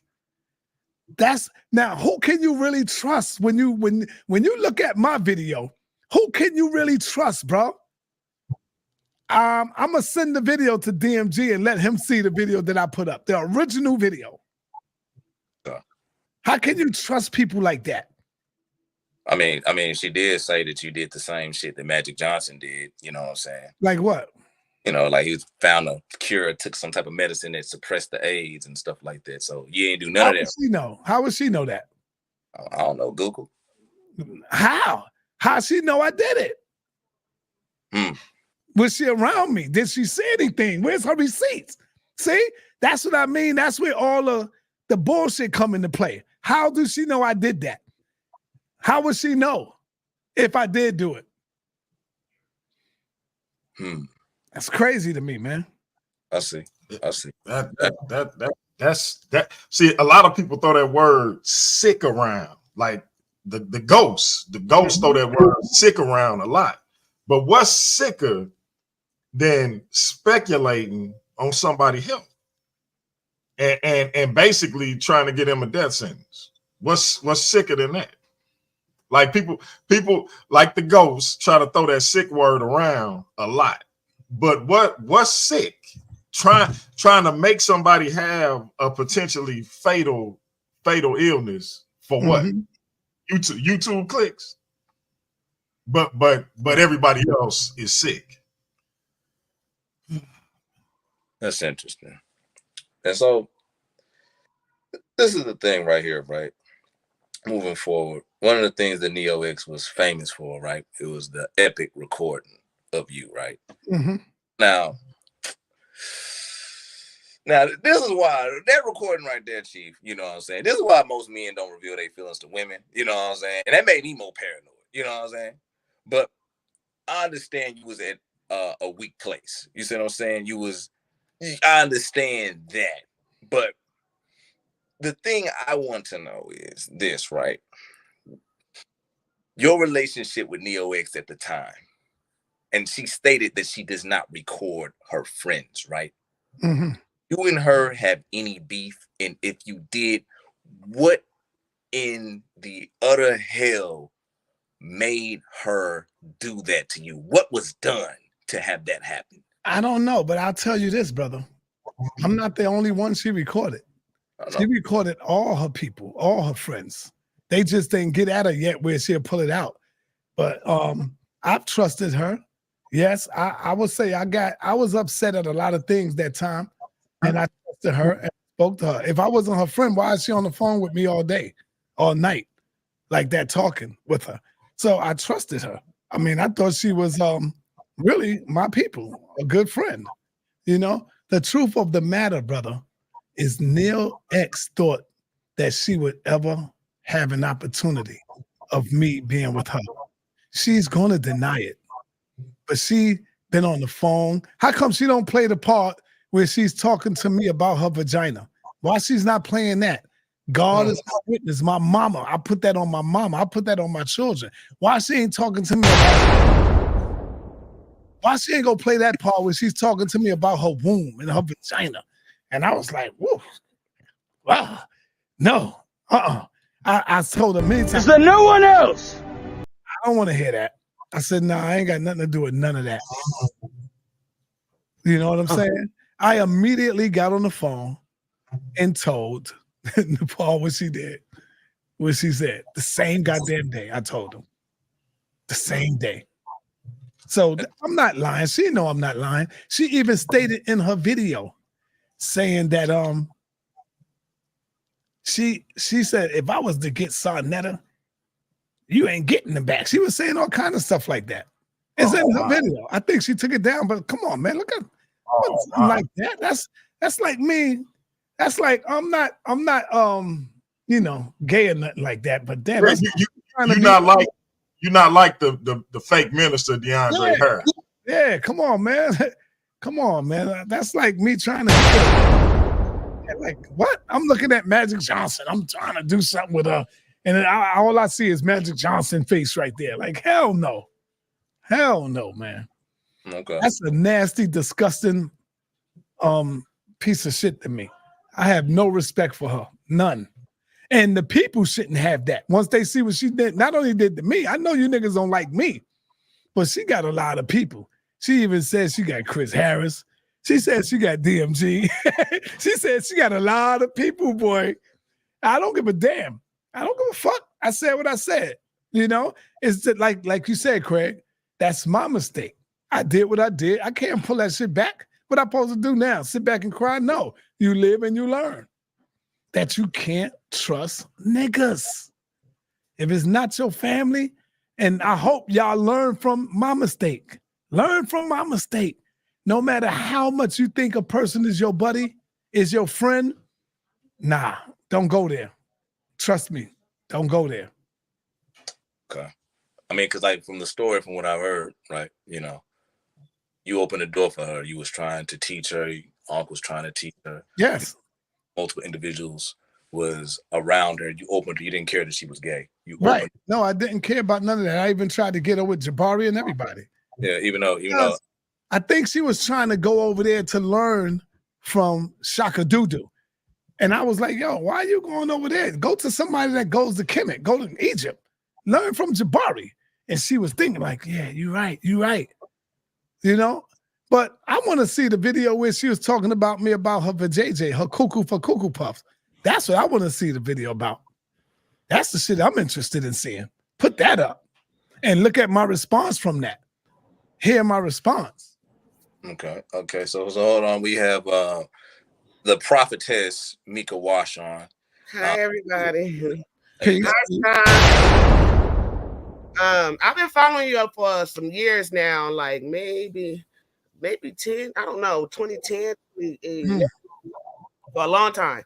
And I am an Israelite, so I'm not scared of you, side. But I respect you. I respect you. And I feel like you put a lot of people on the platform or whatnot. But something I'm starting to notice amongst the conscious community is that a lot of brothers are getting locked up for the same thing. So I did ask a question earlier. Do you think that it's some type of conspiracy among the conscious community to take away these words and this knowledge and this truth? Now, when you say a lot of brothers getting locked up for the same thing, what do you mean? Sexual assault, some type of way. You know? Who's a lot of the brothers? Well, I don't know if he ever been in your platform, but I know Rashad Jamal is one of them. I never heard of him. Oh yeah, he's a big conscious brother, and he got locked up, and then you got the polite brother, and then I heard that Dr. Yark had something similar happening with him. I don't think it's a conspiracy. I just think these niggas are nasty and they foul. Simple as that. Mm-hmm. I don't think it's a conspiracy. I ain't gonna put that on nobody, because how can someone conspire to get you locked up? Nah, man. You just did what you did. You did some foul shit to our children, and it is what it is, and you got to pay for that. That's what I think it is. I'm not gonna say it's a conspiracy. These niggas are foul, and they need to get caught. If you are in our community and you messing with little kids and little girls and babies, your ass need to get exposed. You need to be behind the jail. I said it many times. If Polite did that shit, they need to put his ass under the jail next to Dr. York and throw the key away. Put him in front of a firing squad. I've said that. I've stated that. Now, I stated that, and you hear me, brother. I need Craig to hear this. I've stated that all the way through his trial, leading up to his damn trial for years. I've said it. But you never heard, check this out, Craig. You never heard Shaka Dudu, Queen's Throne. None of these people cut a video and say shit like that and put that up. Oh, look what SaNeter said. You ain't gonna hear that, because their motive is to try to make the people believe that I'm down with pedophilia. You see? So you ain't gonna hear them say that stuff right there, what I'm saying. That's a fact. And I was around. I mean, I was watching that show when they was trying to cut you up, and I remember what you said, and I that's what you call sound biting. They sound bite your show or whatever, and I was just so disgusted by that. You know what I'm saying? And a lot of these people that say they're Israelites, they're just as grimy as a polite or a scammer. I'm an Israelite, but You have good and bad people in every sector of this stuff. How long have you been an Israelite? Oh shoot! When I start watching your show, I promise you. Well, when I start watching, Israelite because your husband is an Israelite. No. Is your husband an Israelite? No. Her husband is a Hamite. He is not a Hamite. Your husband is not an Israelite. No, he's not an Israelite. Hey, Captain Tazoriak and Captain 10K would call her husband a Hamite. No, technically he's not. He's he African? Huh? He's an African. Yes, he's Nigerian. Yeah, they would call him that, but I would say no, he's not. No, I know. I'm messing with Mika. They always say that, but like they be like picking apart the scripture and stuff, and they don't really be reading it right. Like, what is y'all reading? Like, a lot of people need to take some like English classes or something. Like, y'all comprehension is off. So we were here before Ham existed. If it existed, you know what I'm saying? We were here before all of that stuff. Africans was here before Ham. Right. Well, they sound like the white man to me trying to rename us. Yeah, and it's like a division type of thing. Yeah. And I'm not really with that division thing, you know what I'm saying? And if he is an Israelite, then he would probably be from the tribe of Dan, or he'll be like from the northern kingdom. See, they try to say that the northern kingdom was scattered everywhere. No, it was the southern kingdom was scattered in the diaspora over here into the ocean, into the the islands and stuff like that. But the northern kingdom was scattered over there in the what do you call it? Eastern culture or whatever. Now you do know that that's all man-made though, right? Everything is man-made. Oh, okay. I mean, besides the trees, the birds, and the. So is God man-made? The representation of God is man-made. But like I said, energy to me is God, because energy cannot be created or destroyed, and all of us is energy. I like that. I like that. Right there. And just like the scripture says, ye are gods, right? And we're all energy, you know what I'm saying? And see, what a lot of people, especially Christians, do, they always want to pray, you know what I'm saying? But the Bible says faith without work is dead. You can't have one without the other. It's the same thing like medicine, you know what I'm saying? Now check this out. You know I'm surgical with this bitch, Jake. How you want it? We are quick to say, yes, we are gods, but what about the devil? You don't think you're the devil? You don't think that energy exists within all of us as well? Yes, of course. I'm glad you said that because you just said you can't have one without the other. No, light cannot shine without darkness. Right, there you go. Shine without darkness. Yes, that's right. Yes. So when I tell people that you are the devil, I'm talking about the energy. I'm talking about, the duality. You got to have everything. All of that stuff exists within us. We have a higher self and a lower self, and that exists within us. Let somebody mess with us and see how mean we could get. See how evil that we could get quick. You see? So it's just like the animals. The animal could be minding his business, and you try to back that joint in the corner, man, that joint gonna do anything he can do to survive. And it's scriptural, but like I said, people don't understand what they reading, and they just pick apart different parts. You know what I'm saying? Because in the beginning it was darkness that covered the earth, and then he said, "Let there be light." It was a combination. It came together. So yes, of course. But that's my time. I'm not gonna take up too much of your time. I just want to say I am a fan. Nice meeting you. Thank you. Nice meeting you too. All right. Of running this shit. Sit your $5 ass down before I make change. You know what, SaNeter? That's probably why people don't like you, because that is the reason why Israelites don't like me. Probably why. You know why? It shows you that I'm stronger mentally than them. They get up here, they tear Kemet up. They talk about Kemet is gay. They talk about Dr. Ben was an agent. But you don't see me going crazy over that. I sit back and I say, all right, what about this? And I bang on them back, but you don't see me getting mad and upset. They get mad and upset when I go at them. Right. Yes. And you know something, it's just a friend of mine just told me, because he texted me. He said, "I'm just making sure you're respecting SaNeter and etc." You know what I'm saying? But this is the thing. He told me a key point, right? Because we're gonna talk about, and I'm not gonna be too long, brother. You know what I'm saying? I know you want to look at the highlights of your Knicks losing, but check No, this no, out. my Knicks play tomorrow.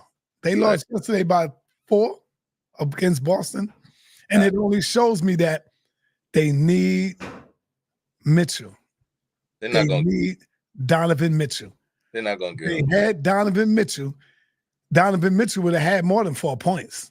So we missing that key guy that can get that point, the points when they need it.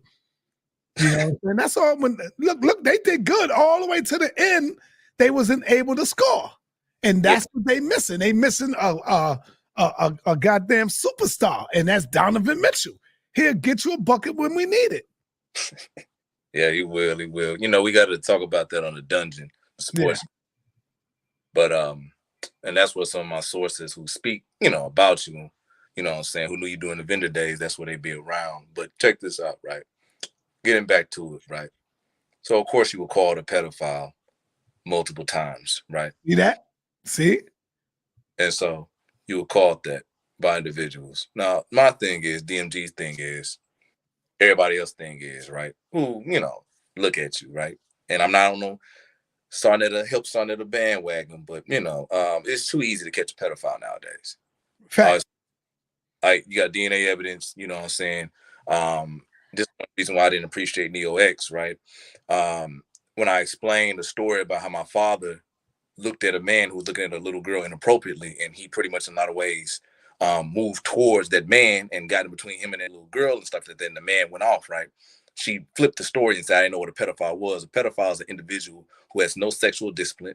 They don't practice control. They don't want control, and they are more selfish of their needs and would impose it on a helpless victim. They get off on that, right? So that's an extremely hard, slanderous term to use on a man who is not a pedophile. Now, I asked you that before. Why do people call people who are not pedophiles and never call pedophiles actual pedophiles, right? But the point is that I'm making, right? The accusations of you being a pedophile, right? When did it get out of control for you?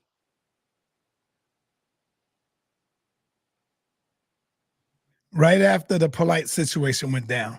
That's when I became a pedophile. Right there. As soon as that took place, Shaka Doodoo started it, Queen's Throne started it, Neil X picked up on it, and then the people, the trolls, the people that's in their chats, they all picked up on it because they was coming up with their narratives about this is what SaNeter is, this is what he about, and so the people just started picking up on it, and you can do that with anybody, bro. Mm-hmm. And you know what? Shit is gonna come back around to these people.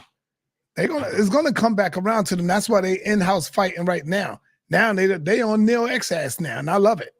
They on her neck, and I love it. They on Shaka Doodoo neck, and I love it. It's gonna come back to them.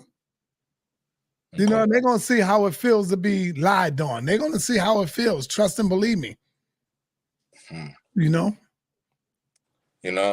One thing about you, SaNeter, I do respect.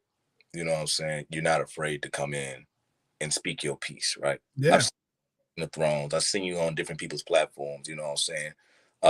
Me and Ratchet was talking about how when the motherfucker finally gets SaNeter, and then you just come in, you shut them the fuck up and shit like that. It should be right. Like, be having it all lined up, and they're like, "God damn, that shit cool."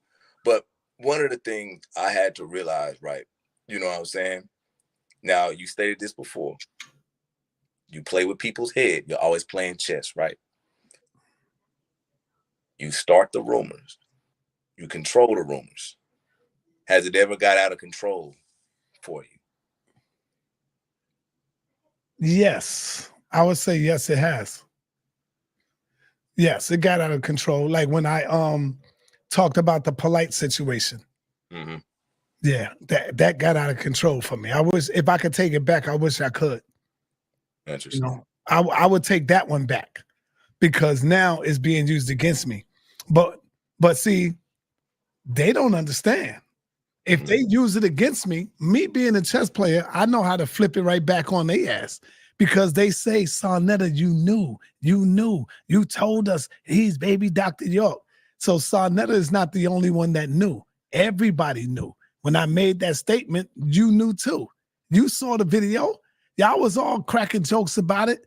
They all came at me and telling me that I'm jealous and I'm mad at because Polite moved to California. They all did that to me, brother. They banged on me when I did that about Polite. You see what I'm saying? So I flip it back on their ass. Like, you knew too. And most of y'all niggas knew when 3 years, when he was going back and forth to court for 3 years. Oh man, I should have did this to Polite. I would have did this. Y'all ain't doing that damn thing. Y'all knew exactly where he was at in Miami. Y'all ain't come out and do nothing. So stop it, man. Stop it. Everybody knew. The deal is, damn near everybody on 125th Street knew who Polite is. We all knew Polite, but I was the only one that just was out there that's outspoken. You see what I'm saying? Yeah, that's all it is. Okay. That's understandable, you know what I'm saying? Because a certain someone told me that SaNeter is the regent of rumors. Also, he gave you a vibrant nickname. I said, well, that's a hell of a nickname, the regent of rumors. But it got out of control. Yeah. It came back to bite you. Right. I would say yes. I would say that one did. Yes. So, but why did you launch it out though? You know what I'm saying? You thought you can get away with it. You thought you was invincible. What was the reason? No, it's not that I thought that I was invincible. When I brought it out, the only thing I wanted that I felt was trying to hurt him. Because he hurt you. Yeah, because he hurt me. So I just wanted to get back at him. Polite did a video going at me hard body, going at me, banging on me. So I was like, okay, let me do this. And all I wanted to do was get back at him and say some things that's hurtful to him. I knew the Dr. York would hurt him. I knew that would hurt him. And so I called him Baby York. Baby York. That's what I told him. Dr. York. And so, yeah, if I could have pulled that one back, I would. Because, like you said, it comes back to hurt you. So that was one mistake that I would make. I would say yes. Okay. But it is what it is, and you live with that. From what I've seen, Uncle Suge basically in a lot of ways pointed to where, like when you said, because I know some people gonna clip the hell out of this shit, but I'm just saying he pretty much took a lot of the things you said, right? Where you said, I tell the truth, I have no choice but to tell the truth. And then when you called him a pedophile, right? Mm-hmm. Catholic, you know what I'm saying? That's a hell of a stereotype, by the way. You know what I'm saying? I might do that to some motherfuckers that piss me off to call me that's a fucking Catholic. But anyway, but check it, right? Now, a lot of people who don't get a chance to talk with you, don't watch your videos, who think you're just because, you do got that little look like you this old hustler that's, you know what I'm saying? I am a hustler. Yeah, but I'm just talking about, the type of hustler. I am a hustler. Yeah. I've been a hustler. I have been a hustler since I was 15 years old. I've always knew how. Let me explain it. Because these niggas don't understand. I'm a Harlem. And I've always knew how to hustle. I've always knew how to make money. At the age of 15, when I've been out there in them streets, I did it the drug way, and then I did it the conscious way, because now I know how to make $1 doing something that I love consciously. And how is that? Sell your culture. Everybody sells their culture. Everybody eat off of Black culture, African culture. When you want to go to a march, what do? They go to Chinatown. They go buy these red, black, and green flags. So I look at that and I be like, damn, they selling Black culture. And nobody get on them for that. They go downtown and they buy these bands, they buy these pins. And who are you buying it from? You buying it from the Koreans. But nobody bang on them. Nobody get at them for that. The minute SaNeter go downtown and buy DVDs, come back, make them, sell them, put them on VHS tapes. Oh, this nigga's all about trying to make $1. He's selling our stuff. You're supposed to sell your culture. No one else is supposed to make money off your culture but you. Understand that, brothers and sisters. No one is supposed to make $1 off of your culture except you. But everybody making money off our culture. Look at it. It was a time when I was growing up, there was only Black sisters braiding hair. There were black sisters jumping double dutch and the brothers shooting skellies and loadies in the street while the sisters is on the sideline doing that hair. They got good at it. Who took over that? The Koreans, the Africans took over that. There was time when we was driving there was nobody but black people driving taxi cabs when I came up. Who took over that? The Africans, the Mexicans. When I grew up, there was only black people break dancing and doing all kind of stuff. They wasn't getting no money for it. That's our culture. Who's getting paid top dollar for that today? The Koreans, the Chinese. Right now, I was looking at a show yesterday where they had the greatest break dancer on the news, and she getting ready to go and try out, and she getting ready to go do the whole championship. She's Korean, bro. And I was like, God damn, look at this. And I'm telling my wife, look at this shit. Look how they just take over our culture. It's the Chinese now that's the top break dancer, the best graffiti writer. Remember, Eminem was at one point the best rapper at one point because they will take your culture. You know why? We don't know how to market off of our own culture. And so when they see a black man like me come out and say, nah, I know how to make money off my culture now without hurting nobody, making something that they want and educating them at the same time. So I love doing that right there. That's something that I love doing. But they would say, all I care about is money. I've been on the streets for over, 15-something years. Y'all see me out there putting my life on the line, teaching my people, police coming by, snatching my stuff down, putting it in the car. Don't come back out here. They see me right back out there the next goddamn day. Going to Washington, D.C., laying out my mat, going in, teaching, going to Brooklyn. They see when the police surrounded me. Did you ever see that video? Yeah, I seen it. So what are they talking about? That's not all I do is get money. I'm out there teaching. Are you telling me that the preacher is the only one that's supposed to get some money? This is what I do for my living now. Making $1 off of my culture. So check this out, right? You did a video today, right? And I skimmed through it and I said, look at this guy. He gonna be late to his own goddamn lake of fire. But anyway, I guess when you're Godfather of Consciousness, you can do that. But you see my video today? Yeah, I seen your video when you was out. Okay. And I was looking at it, and you was like, look at this nigga B. Bennett, right? Now, check this out, right? Oh, he was watching me too? No. I'm just saying, you said he was in the video, right? No, he wasn't in the video. So that wasn't a dude that was in the video that you recorded that was standing right next to you, anything like that? Oh no, you're talking about Ben Weasel. Yeah, that's the dude. I'm sorry. Ben Weasel, yes. That guy, I'm sorry. The VV got that mixed up. But you and him, right? Mm-hmm. That accusation, and even the talk we had on the phone also, when he was speaking about how, I don't know, when he was speaking about how you pretty much in a lot of ways did the whole thing with the Nicki Minaj shit and all that, right? Right. Why did he launch that out? And if you did do it, why didn't he stop you right then and there if you came out that room? Right. Because he made all of that stuff up, brother. All of that is made up.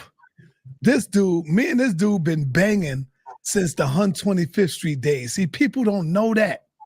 People don't know me and this nigga been banging since the 125th Street days. Not only me and him, but me, him, Sutek, Dr. Jack Felder, the old guy. If he was living today, he would tell you all about him. The old guy, the Africans out there, damn that you walk down the whole 125th Street, nobody liked him. Nobody respected him. These are all facts. So he would come out there because he have like a lot of brothers, bro. I ain't gonna lie, this nigga got a lot of brothers and he have some cousins. That's like a lot of dudes. And people were scared of them. People were scared of them dudes, man. You know? And he had brothers that was down with the Dipset and all that other shit crew, and they would come on 125th Street. When they come on 125th Street, and there's like 10, 15 of them niggas, and they will all come around his table, and he will act like he the toughest nigga in the street. I didn't give a damn about none of that. I ain't care about none of that. I'm not saying I'm a bad guy. I'm not. I'm not no gangster. But I'm not going to let you just think you could do what you want to do to me. Nope, it ain't gonna happen here. You're gonna have to beat my ass, nigga. So check this out right quick before I introduce yes, the true master of ceremony, you know what I'm saying, DMG's master teacher, right? Before we get absolutely. I gotta give you the proper intro. So hold your tongue, Craig. Go ahead and finish. Yeah. He deserves that, you know what I'm saying, Mr. Mitchell and Ness himself. But check this out, right? Now, this is the problem right here, SaNeter. When you give these historical stories, you know what I'm saying, you go into grandpa mode. People are saying you're trying to play on the emotions of an individual to make them feel sorry for you, right? They say that's one of your famous tactics.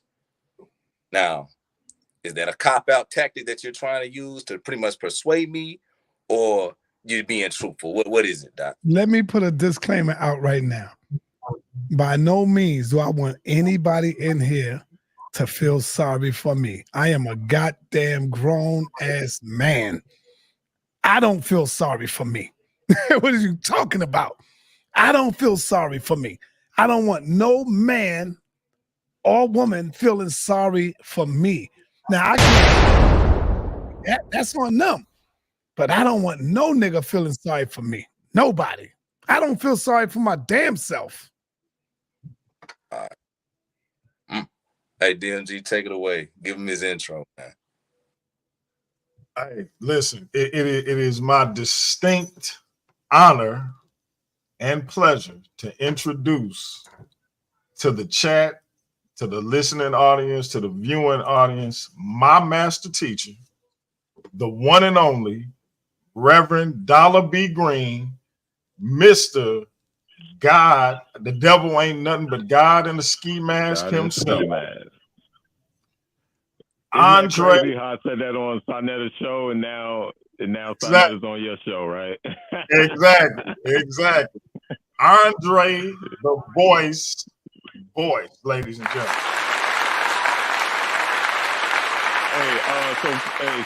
First of all, I just want to say, let the record show that you have at least 3 text messages when you asked me about your son, and you never responded. I God, I didn't see it, brother. I didn't. Yeah, I want to hear that. But I just want to ask this question now that everything is, Craig and DMG did their job. This is a fun question, right?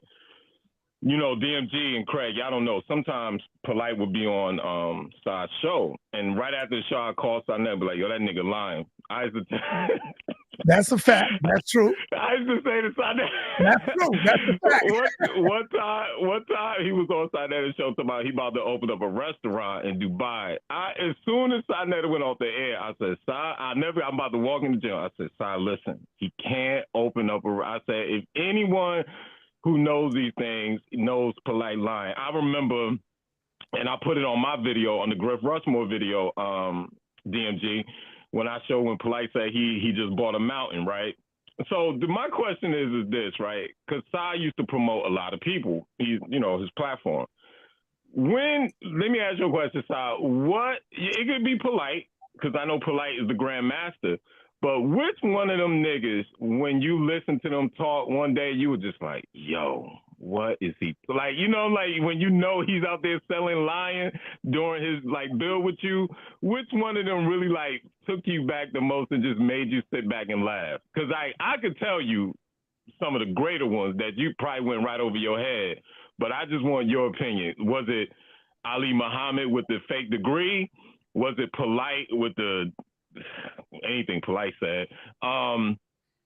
Which one? Let me see. Which one is the worst out of all of them? It was Polite.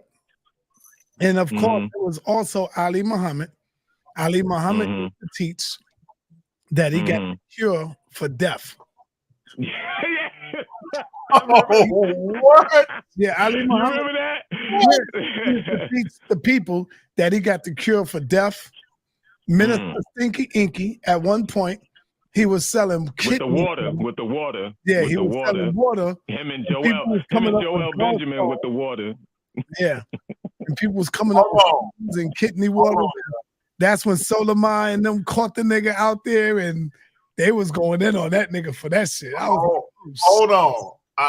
I just gotta make sure I heard y'all. You said Ali Muhammad said he had the cure for death. Yeah, bro. Yeah. Ali can tell you himself. In fact, he admitted it on my channel not too long ago because somebody brought it up. And Ali was mad. He said, man, that was years ago, man. What are you talking about? That was years ago. How did I miss that, man? That was about right before. No, it wasn't. Matter of fact, I take that back. It wasn't before you, DMG. That was during the pandemic. He said that. Absolutely. He told because remember Garfield went in on it. I'll never. Yeah, you're right. So yeah, it was about 3 years ago. How I missed that? I don't know how I missed that. That must have been when I had COVID. Brother, that wasn't 3 years ago, bro. It was 3. I guarantee it was 3 years ago. No, that was like 8, 9 years ago, brother. No. Yeah. No. Yes, sir. No, because that was during the pandemic. That was during the pandemic when everybody was coming with a new healing modality. So, for example, during the pandemic, there was a rise in seaweed, sea moss. Everybody was selling sea moss, if you remember, right? Yeah, that's right. So at that time, you had Inky selling the product. You had, like you said, Ali Muhammad, who then became a Aboriginal seller product. Everyone was selling, and I remember he had told Garfield, with my science in his product, I've cured. He said deaf or blindness, and we was like, what?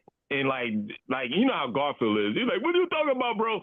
And yeah, I think honestly, in my memory, it was 3 years ago. If my memory serves me, it was about 3.5 years ago. I could be off, but it wasn't 8. Because 8 was during it wasn't 8. What was it? What were we in 2020? What 3? No, it wasn't 2015. It wasn't 015. Because you talking about 015 was during Kim on trial. You talking about that was a different time. It was about 3 years strong. About 3 years strong. So another thing, this is my last question. Yo, because and I'm not picking on you at all, but we know you almost died off of Sebi's product, right? Off of his stuff that you took, right? Had you in the hospital, right? Do you remember Polite once saying he was blind? Say that again? Remember that, right? Because remember you died off of Sebi's product, Dr. Sebi's. You almost died off that mess. Remember it got you real sick? Yeah. Had you in the hospital? Right. But you also know Polite says Dr. Sebi cured. Remember he said he was blind in one eye, and he said Dr. Sebi kind of cured him of that. You don't remember that? Yeah, and that was one of his spills. And he said he cured them of diabetes too. Exactly. I just want to make sure. Mm-hmm. Here you are taking his product and almost died. This nigga killed him of blindness. Wow. I had these things called bitter crystals. And the bitter crystals was allergic to my system. I was allergic to it. And they had to pump that shit out of me, man. And they had to keep me and hit me with a antibiotic liquid. Mm-hmm. I had to stay in the hospital as they drained that shit out of me. They was like, what is it? Show me the thing. I had to show them the Bible, everything. And so when I came home, I told Red Pill, I told Polite, and they begged me, bro, not to even fucking say nothing. They said, nah, brother, you sure? It had to be something else, and it had to be this and that. And then Inky wanted to give me water, and Inky wanted to send me herbs. I'm like, nigga, if you don't oh my God, man. Yeah, man. Everybody want to be a doctor now. I'm like, nigga, if you don't get your ass out of here, nigga.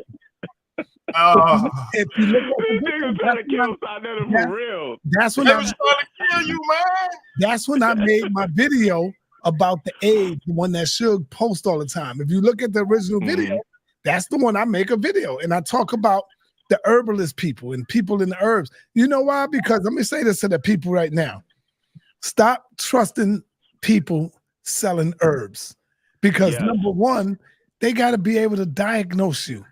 They don't have a laboratory where they diagnose you. They don't take your blood where they see if you are allergic to these things. End up taking the next thing you know, your throat swell the fuck up. You be like, why my throat swelling up? Nigga, because you're allergic to that shit. The hell are you talking about? So they got to be able to know. You should come to them with a doctor's report and say, here's what the doctor said.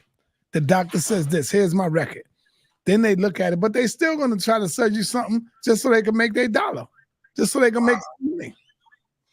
I don't trust that stuff no more. None of it. We got another heavy hitter on the panel. I got to get this brother a proper introduction. The critically acclaimed debater and social media sensation, Mr. DJ Sean Ski. Ladies and gentlemen, that was the wrong button.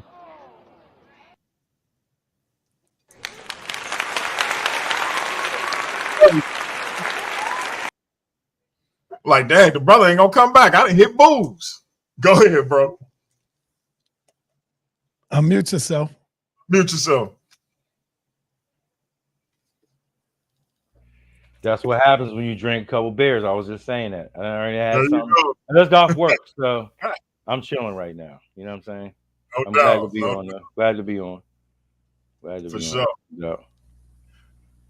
You got a question for the Godfather of consciousness? Oh no, I mean I got a comment. You know, I appreciate what he's been doing for years. You know what I'm saying? I get it, bro. You know what I'm saying? You know, I was in Philly. I've talked on the show once whenever Anu Kakarot was on about God is Light that day. And you know, Philly, I was in Philly. I'm not from Philly originally though, but in the 90s I was an Israelite. So I was out there in the streets, and I know what's good. The Nawapians was out back then. You still had 5%ers out at that time in the streets in the 90s.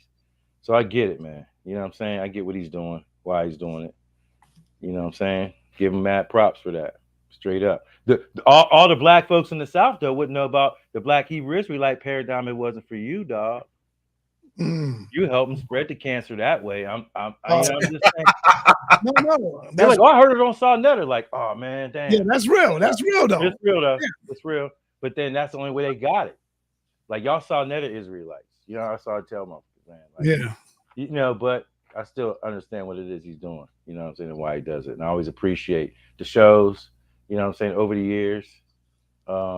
Even whenever Polite was up there doing it with like Harry Rosenberg and them people and Tazariak and them dudes. It's live. It's real stuff. So I've always appreciated that. You know what I'm saying? Mm-hmm. Mad props, brother. You the godfather of this stuff. You know what I'm saying? For real. Thank you. Hey, DMG, I want to know where all the naysayers at. Now we tell them to come in. Where they at, bro? Exactly. Bring me some questions. So they always saying that y'all bringing some questions. Where are the naysayers at? And everybody get off too, man, because it's been 3 hours, man. I got a good question for you, though. I got a real good question. You want a hot seat question, sir? I got one for you. Bring your best. 2 questions. Bring your best. This ain't the best. This is gonna bust you. The first one is easy. It's not easy, but it's gonna make you think. Out of all the people, right, that you have promoted, given your platform to, and then they became bigger in as far as subscribers and as visibility, which one are you disappointed in the most? Dr. Umar. Listen. Dr. Umar is no bigger. Dr. Umar said himself that he ain't become known until he came on my platform. So yeah, I would say Dr. Umar, because I got mad love for Dr. Umar. But me and him broke up and split up because he listened to naysayers, the people that hate me, and they told Dr. Umar that I tried to interview his wife. And I'm like, yo, nigga, I don't know your wife. All I know is you, Umar. What the hell? This is like a couple of months after knowing Umar. And so I had a chance to talk to him. And I said, bro, why you ain't just call me?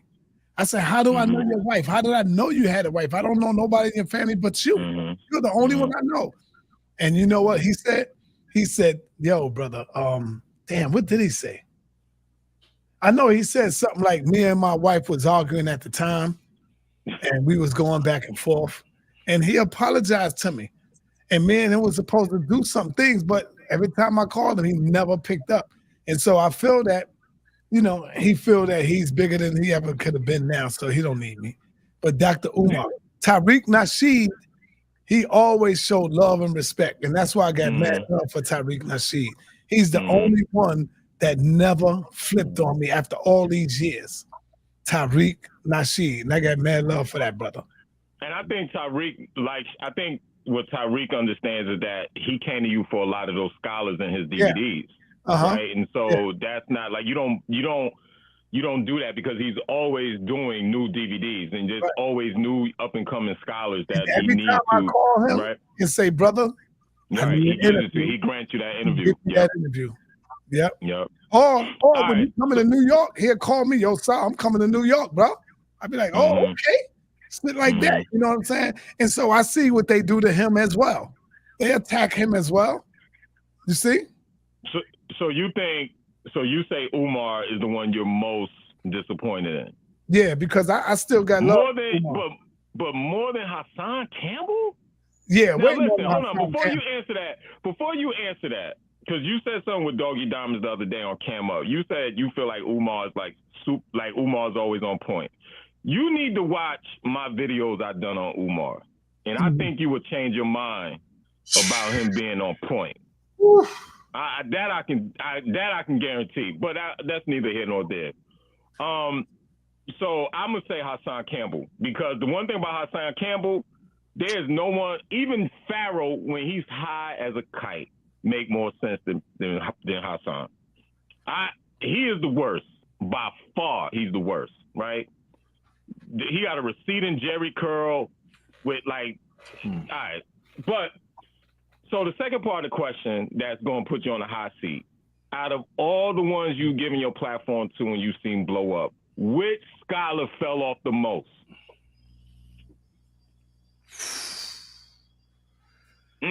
I would have to say Polite at this moment. And the reason I say Polite is because when you look at the end of it, look at where he at right now. I trusted Polite. I never thought that he would be like this. And you got to see when he first left and went out to California, bro, I went out there and this nigga was drinking. He was doing all kinds of shit, bro. He ain't never do that when he was in New York. He wasn't doing none of that, bro. He was faking like he was down with the Black Power movement. You see him with Malik Zulu Shabazz trying to do my shit, doing this Black Power, knowing that he wasn't about that type of life. You know? And so when that was over, you see, he went back to doing what he normally do. He used people. He used Malik. He used me. You see? And so now that's why I say it would have to be Polite now because look at where he at. He's the one that had to take the ultimate loss. He fell off the worst. Right? I think as a human, right? You know, me and you. Oh, but there's other ones too now. Now that I'm thinking, there's other ones that I'm about to hit you with one that you're gonna disagree with. Because I know you're gonna say it. I know you're gonna probably say it. Go ahead. The General Sarah Sutton-Seti. He was always Sarah Sutton-Seti outside of his little Bible talk at times with you on 125th Street. He was never on point. You understand where I'm coming from? Yeah. When he used to do the little, I don't know what you bitch ass niggas want the Bible. That was cool. But if you talking about him just talking on his channel, when he just like, I don't know, that goofy shit. Look, I'm gonna tell you, you ain't gonna agree with this, and I don't care because I'll say it to his face. Shaka almost fell off the most scholastically. Period. Oh. Period. And I'm gonna tell you why, Si. He can't get through. Tell me one show he's done with you where he don't lose his mind. He don't lose his mind. He don't go. The car veers off the road. If you give Shaka 10 sentences, by the 8th one, it's like, yo, where my cash up in the chat? You be like, nigga, get to the point. But listen, y'all stupid. And if I tell you why you stupid, yo, why my cash ain't in the chat? Like, get to the lecture. But you gotta understand something, yo. But, am I lying? Wait a minute, y'all. Wait a minute. Because I know SaNeter gotta go in a few. But that's my answer to that. But I feel you with Seti though. Seti. Check it out. We got a legend in the house, the host of the Sports Dungeon, over on the whole effing show and here on Paradigm Shift TV 314. The one and only sports guru, Gab T'Challa. What's up, my brother? I'm in trouble. Yo, what's up, my peoples? What's up, Gab? What's happening, Gab? What's going on, man? Yeah, I'm here, man. What's going on? SaNeter, he ain't keeping it real on here, man. Okay, speak your piece, brother. I would, cause you don't never talk about this. You talked about it like probably one time, man. Let's talk about this right here, right? You remember the ISUPK first annual cookout?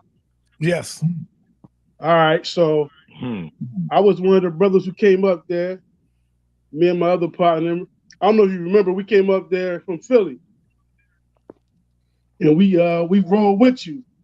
You said, y'all come with us to the cookout. We're like, all right, cool.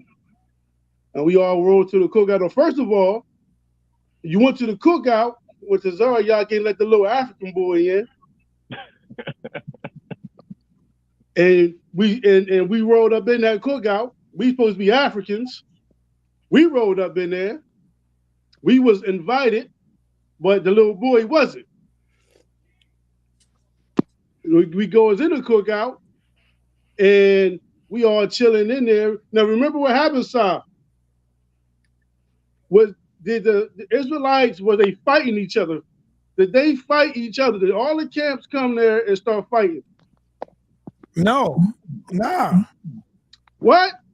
No, they didn't fight. There was a fight all the way at the end of the cookout when everybody was going home, and the fight was with them dudes that was following the dude that say he was what's their name on the 125th Street, 5th Avenue?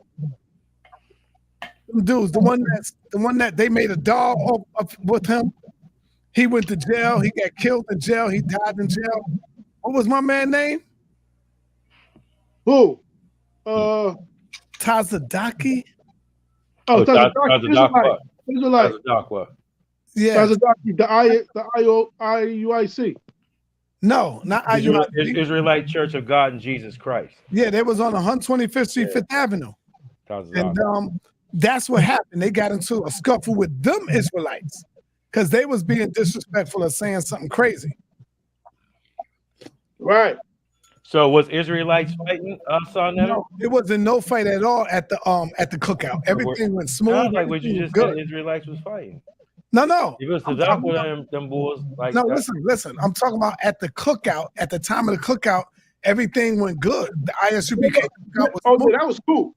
There was never a fight there. But I'm saying everything closed down and people was branching out and going home. Right. Some people ended up on 125th Street, and that's when the fight broke out there, outside of the cookout. No, not in the cookout. Not in the cookout. No. All right. No, not in the cookout. Yeah. So still niggas was fighting after the cookout, right? Yeah. Yeah. So, but I don't even know if it wasn't ISUPK though. No. I'm not saying I'm saying it was Israelites. Yeah, it was Israelites. No, the cookout was cool. The cookout was cool. Okay. Now did you study Dr. York? Never studied Dr. York.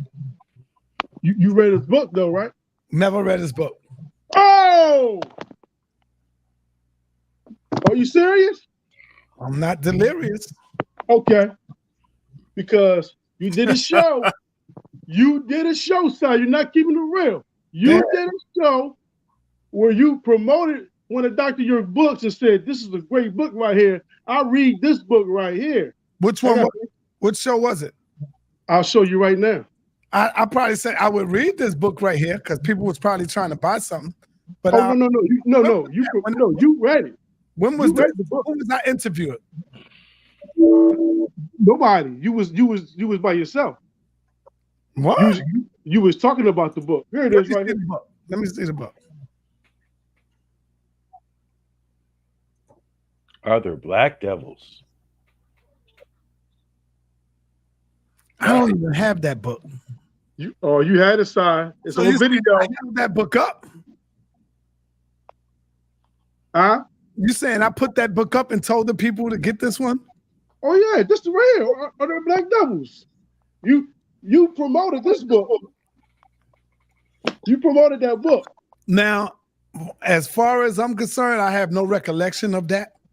And if I did, brother, I'm not gonna say I didn't do it. If I did, I'm gonna say I probably read a couple of pages and said, "Yo, this is right here talking about Black Devils." I don't know. I don't recall. That's all I'm saying. I'm just gonna say I don't remember. Okay. You was a former Nuwapian. Never. I was never a Nuwapian.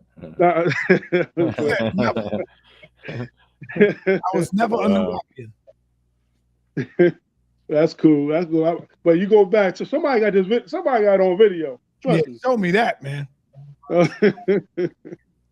Another thing, right quick, SaNeter, this is one of my sources about you, right? And this is the master of the sports dungeon, Gab T'Challa. You know what I'm saying? And I work with this brother a lot. We do the sports show. Also, Gab, since you're here, right? You show him his crown jewel, well, former crown jewel, Polite's first book, brother. Since you bragged about it so much, you know. Man, that book all tore up, man. That say that again, brother. He talking about Polite's first book that he ever. I've never read any of Polite books. None of them. Yeah, how about? Oh no! At least you had read that. He was bringing it up. Yeah, now I wouldn't say. So I'll be defending you, man, because I understand. Because I've been up there a lot of times. I've been to a lot of events. I've been to the Alhambra. I've been to the National Black Theater. Been on 125th. I was, you know what I mean? Been there at the table, setups. So you met me personally, right? Oh, absolutely. What kind of brother am I when you met me personally? I mean, thoroughbred. No, but thoroughbred, man. I mean, we have fun. You invited us to the cookout. We came up there to ISUPK first annual cookout, man. You this with me, bro. People who know me, who met me. Exactly.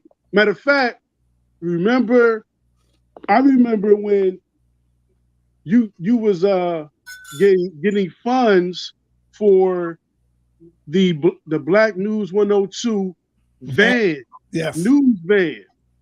And when it didn't work out, you gave everybody their money back. Bingo. He never talked about that. Whoa, Gab, wait now. What's up, brother? Unc brings that up. Unc bring that up. SaNeter is all about the money. You mean to tell me he gave people their money back? I refunded. All I had to do was hit the button and say refund. Wait, SaNeter be scamming people all the time. Unc that up all the time. SaNeter be scamming people. You mean to tell me he raised money and when it didn't work out, he gave them their money back? Give them the money back. I was one of them. I thought he was a scammer though. Listen, all the ones who call him scammers, they scam. Trust me.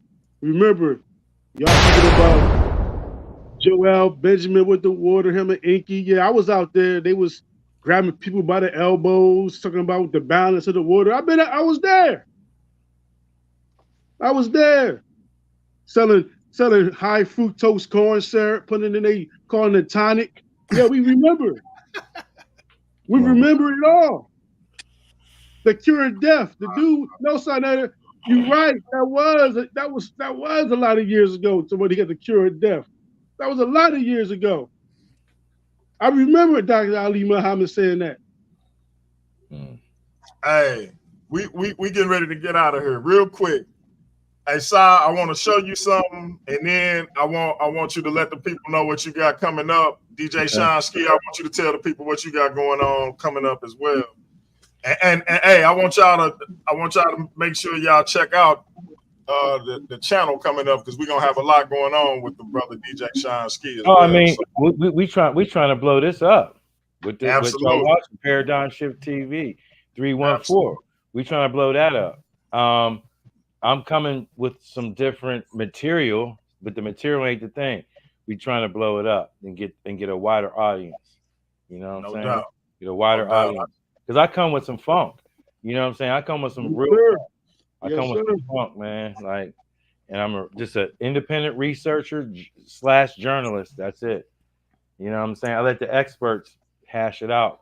But I come with what I come with. I come with the funk, man. You know, and we're trying to bring some funk to the paradigm shift. Straight up. Black people are afraid of mainstream academia because white people's involved, which is bullshit. I mean, for real. I'm gonna say, well, maybe I shouldn't cuss, but it's BS. You know what I'm saying? You got to bring a wider array of information and then sort it out. The experts sort it out, but you sort it out. Don't use your belief and be like, well, see, blah, blah. You know, right.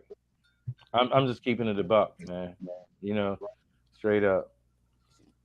No doubt. So we definitely looking forward to. All right. I want to say peace to you, of course, DMG, everybody who participated. I want to say peace and blessings to the brother Greg, because I know Greg gonna get some slack.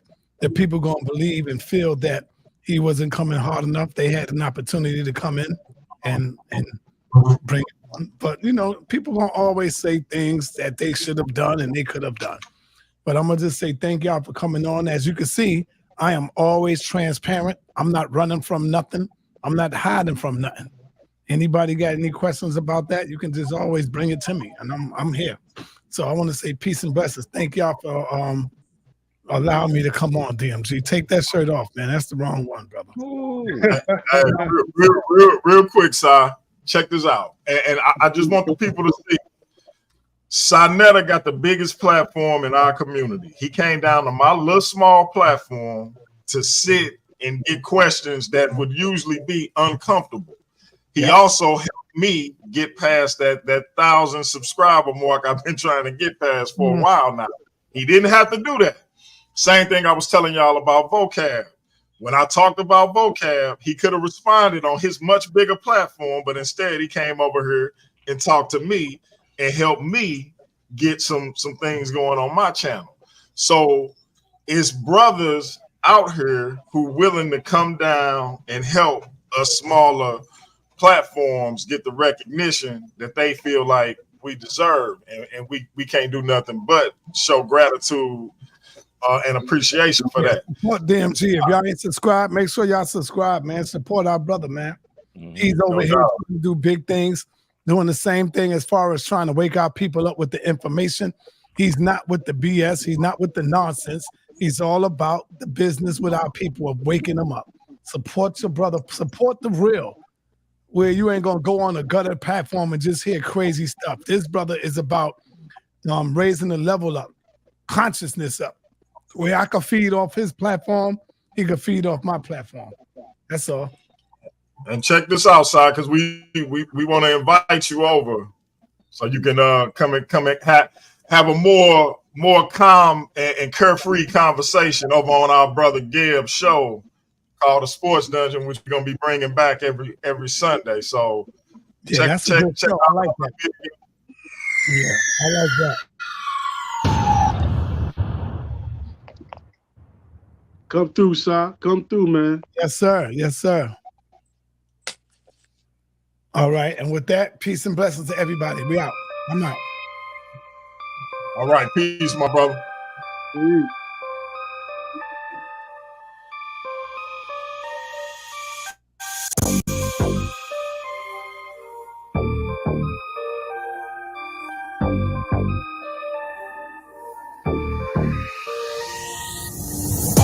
On track, now we gon' way up. W's as easy as a layup. Working late, stay up. Counting all the way up. Count blessings, yeah, you know we pray up. Pray up. On track, now we gon' way up. Now we gon' way up. Now we going. On track, now we gon' way up. Now we gon' way up. Now we going. Keep the same energy. Work on being better when I'm 70. Your drip is just a water spring.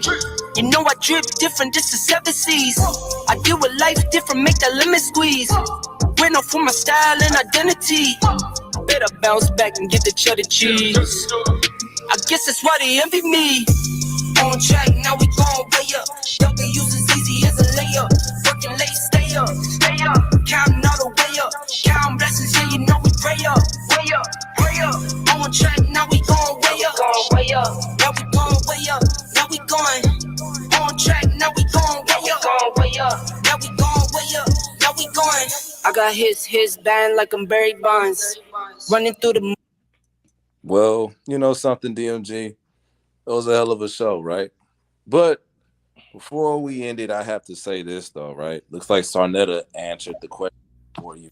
I can ask him the question. And this to the conclusion at the end of the day, right? I was going to ask him what the hell happened to the money with, you know, the whole Jabari and Garfield debate, right? And I wondered how come there was not too many people saying, yo, you stole my money, right? So at the end of the day, it looks like the brother returned the money back. And those who had the money taken was giving back to him. So I guess that. Push the button, nigga. He said push the button. You know what I'm saying? Push the button, that's all it takes. Yeah, so I mean, damn. Like I said earlier, man, we got to grow up with some of these misconceptions and ideas we get because we take stuff people say and run with it. We actually gotta do what our brother DJ Sean Ski do and actually do real research and backgrounds on these things before we start speaking on them. Otherwise, we look kind of crazy sometimes. But for the people who are actually doing that and have come to real conclusions, hey, shout out to you and keep doing what you do. But for the people who just hearing stuff and running with it, y'all crazy. So, you know. But yeah, man, definitely was a good show, Craig, man. I'm glad I could jump in and this dude right here, man. He threw me off. Who is it? Is it at least the human highlight? Is it at least the human highlight DMG? Who we got on, man? Outcast, man. Outcast. Oh man, even better. Even better. Man. I approve that one. I approve that jersey. Speaker box the love below type stuff. Absolutely. Simple of the dungeon at the end of the day, right? But I have to say though, that was a hell of a show, man. I appreciate all of you who came and wanted to actually give questions. You see what I'm saying? Shout out to Sister Mika. Yeah. Mika shout out to Gib T'Challa, representing the whole effing show at Paradigm Shift. Shout out to DJ Shine. Shout out to my master teacher, Reverend Dollar B. Green, Andre the Voice, the only people who had the courage to come in and ask an actual question. But all the detractors didn't show up. I wonder why. Wait, DMG, hold up. Where was everybody from the comic section, man? Brother, that's what I'm trying to figure out. We had like 90 people up there at one point, 100 people. Nobody showed up. I'm like, what's going on? So, I guess people yell and holler and scream on it. Like, yes, you did, SaNeter. Yes, you did. Yeah, you're a liar. They want to do like they did Obama. You lie. It's just my thing is that I'm gonna be brief, right? People got to understand the lake of fire is designed to let people talk. You know what I'm saying? A person, when they're lying continuously, they will contradict themselves, right? I spoke and let SaNeter talk. Neo X, when she talks, she contradicts herself. She's not gonna record a motherfucker, but then end up recording DMG and SaNeter when she was cool with them. You see what I'm saying? See, I let people talk. Ghost. Y'all want people to run around, scream, yell, and shout. I ain't finna do all that. I don't hate the man. I don't know the man. Never met him. But one thing I can say about the man, he's not. You know what I'm saying? So, you know, I'll say your ass kissing, all that shit. Fine, whatever. But one thing I do want to do, I do want to interview some of the people he's speaking about just to get their side of the story because I ain't.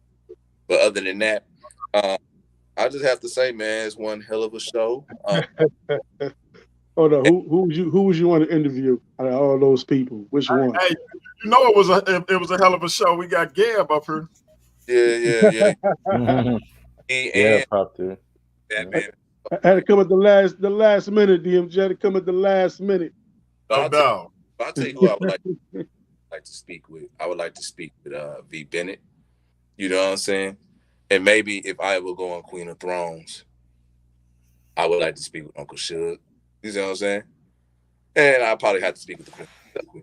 But maybe I'm just barking loud, But hey, it would be interesting to see their point of views and stuff like that. You know what I'm saying? But I ain't gonna lie though. They watching right now. But I'm sorry though. I listen. Oh, hey, remember nobody is trying to get an interview with the sister. Is it Sister Nandy? I think is her name. If you out there, sister, my brother, nobody trying to get an interview with you. I don't know if he was able to reach out to you, but he definitely trying to get an interview with you, get your perspective if you're interested. My brother, nobody, co-host of the channel, definitely wants to get an interview with you if you're listening, Sister Nandy. And if I'm saying her name wrong, somebody correct me. But I just gotta say though, it was a hell of a show. It was very enlightening at the end of the day, right? SaNeter did admit that he does control some of the narratives. Sometimes the narratives were so strong, it bit him in the ass. You know what I'm saying? It got out of control. You know what I'm saying? And I appreciate a man who can actually do what he did. Because if you ask certain motherfuckers what did they do to start the shit, they said I did nothing wrong, nothing. You know what I'm saying? I was perfect. So they're never wrong. Yeah, they're never wrong. It was a great show, very enlightening. I enjoyed it a lot. You know what I'm saying? SaNeter's a delusional Knicks fan, but but yeah, it was very enlightening. Started talking about aren't we all? And then he got Mitchell. I'm like, come on, man. Yeah, they ain't gonna get no goddamn Donovan Mitchell. He ain't even finna go to New York. Stop this shit. Is he a free agent? Man, they ain't finna, bro. He's not finna go. He'll probably go to Miami, but not no motherfucking New York. Man. I don't even think he's a free agent. Didn't Cleveland sign him up, or he got a year left? I don't know what his situation is. They're saying he can get out of his contract. The great Ben Simmons leaked it. You know what I'm saying? They say it's the best. So I'm trying to see if it's actually true, because sometimes these surprise trades happen. Just like oh man, he going to Milwaukee, man. Just stack the team up, man. They got going to Milwaukee or the Lakers, man. Nah, if he go to the Lakers, he'll be another Westbrook. He probably gonna go to Miami. That's his best bet. But he said he wasn't signing the extension, or that's what he said he wasn't signing. Yeah. Hey, before we start the sports dungeon, man, I gotta hop off. Hey, shout out to everybody that joined. Again, we got big things coming up with DJ Sean Ski. Gib is coming back with the sports dungeon. Y'all gonna get to see him beat me up in some of these one-on-one debates. You're gonna get to see me do some shorts for the sports dungeon. We got a lot of things coming up with that particular show. I got Vocab Malone Saturday. November 6th, I got Jacob Berman from History Valley. If you don't know who I'm talking about, Google Jacob Berman or History Valley or both, and you'll see what I'm talking about. So we got some things coming up where we're trying to expand the horizons of the channel, get some good content for y'all, good information. So y'all keep on rocking with us, and we're gonna try to deliver. Any closing remarks? Yeah, I got go right quick there. Hey, Black community is sick. You know what I'm saying? We live in an age of total slander, people praying for you to be pedophiles, and not only that, right? We live in an age of extreme superstition, But other than that, Chief, man, great information. And for those who have been waiting, and you've been waiting and waiting for the show, and well, first of all, with me, my loud and clears will be coming back. You know what I'm saying? But in synchronicity, things have to go in order. The great, the mighty chosen one, the deliverer, and our true savior, the one and only Christ Michael, will be gracing us with his majestic presence on the channel. And for those of you who are lost, you will be found, Michael. You know what I'm saying? He'll be and DMG is going to interview him, and then I have another interview with him. And it's going to be epic at the end of the day. Oh, and before I forget, January, we are kicking off our first Paradigm Shift TV 314 championship tournament. The winner will get a custom championship belt representing Paradigm Shift and the whole effing show, and a $300 prize to their Cash App, Venmo, PayPal, whatever it is they use. Preferably Cash App, because that's what I got. I ain't got the other ones, but we'll make it work if you got that, and that's all you got. But I hope you got Cash App, because that'll be easy. But $300, because we want to pay you for putting in the effort, this research, PowerPoints, whatever it is you're doing, that's work. So we want to compensate you for that. And you're going to get a custom world title belt representing the fact that you are the champion of Paradigm Shift. We're going to put this tournament on every year. Now, if someone challenges you for that title, once it's won, it'll be up to your discretion whether or not you want to defend it throughout the year. Now, if you defend it and lose, that's on you. But we will be having another tournament the following year. So, wait a minute. Eight people is who we starting with, depending on the success of the tournament. We may expand it to 10, we may expand it to 12, it just depends.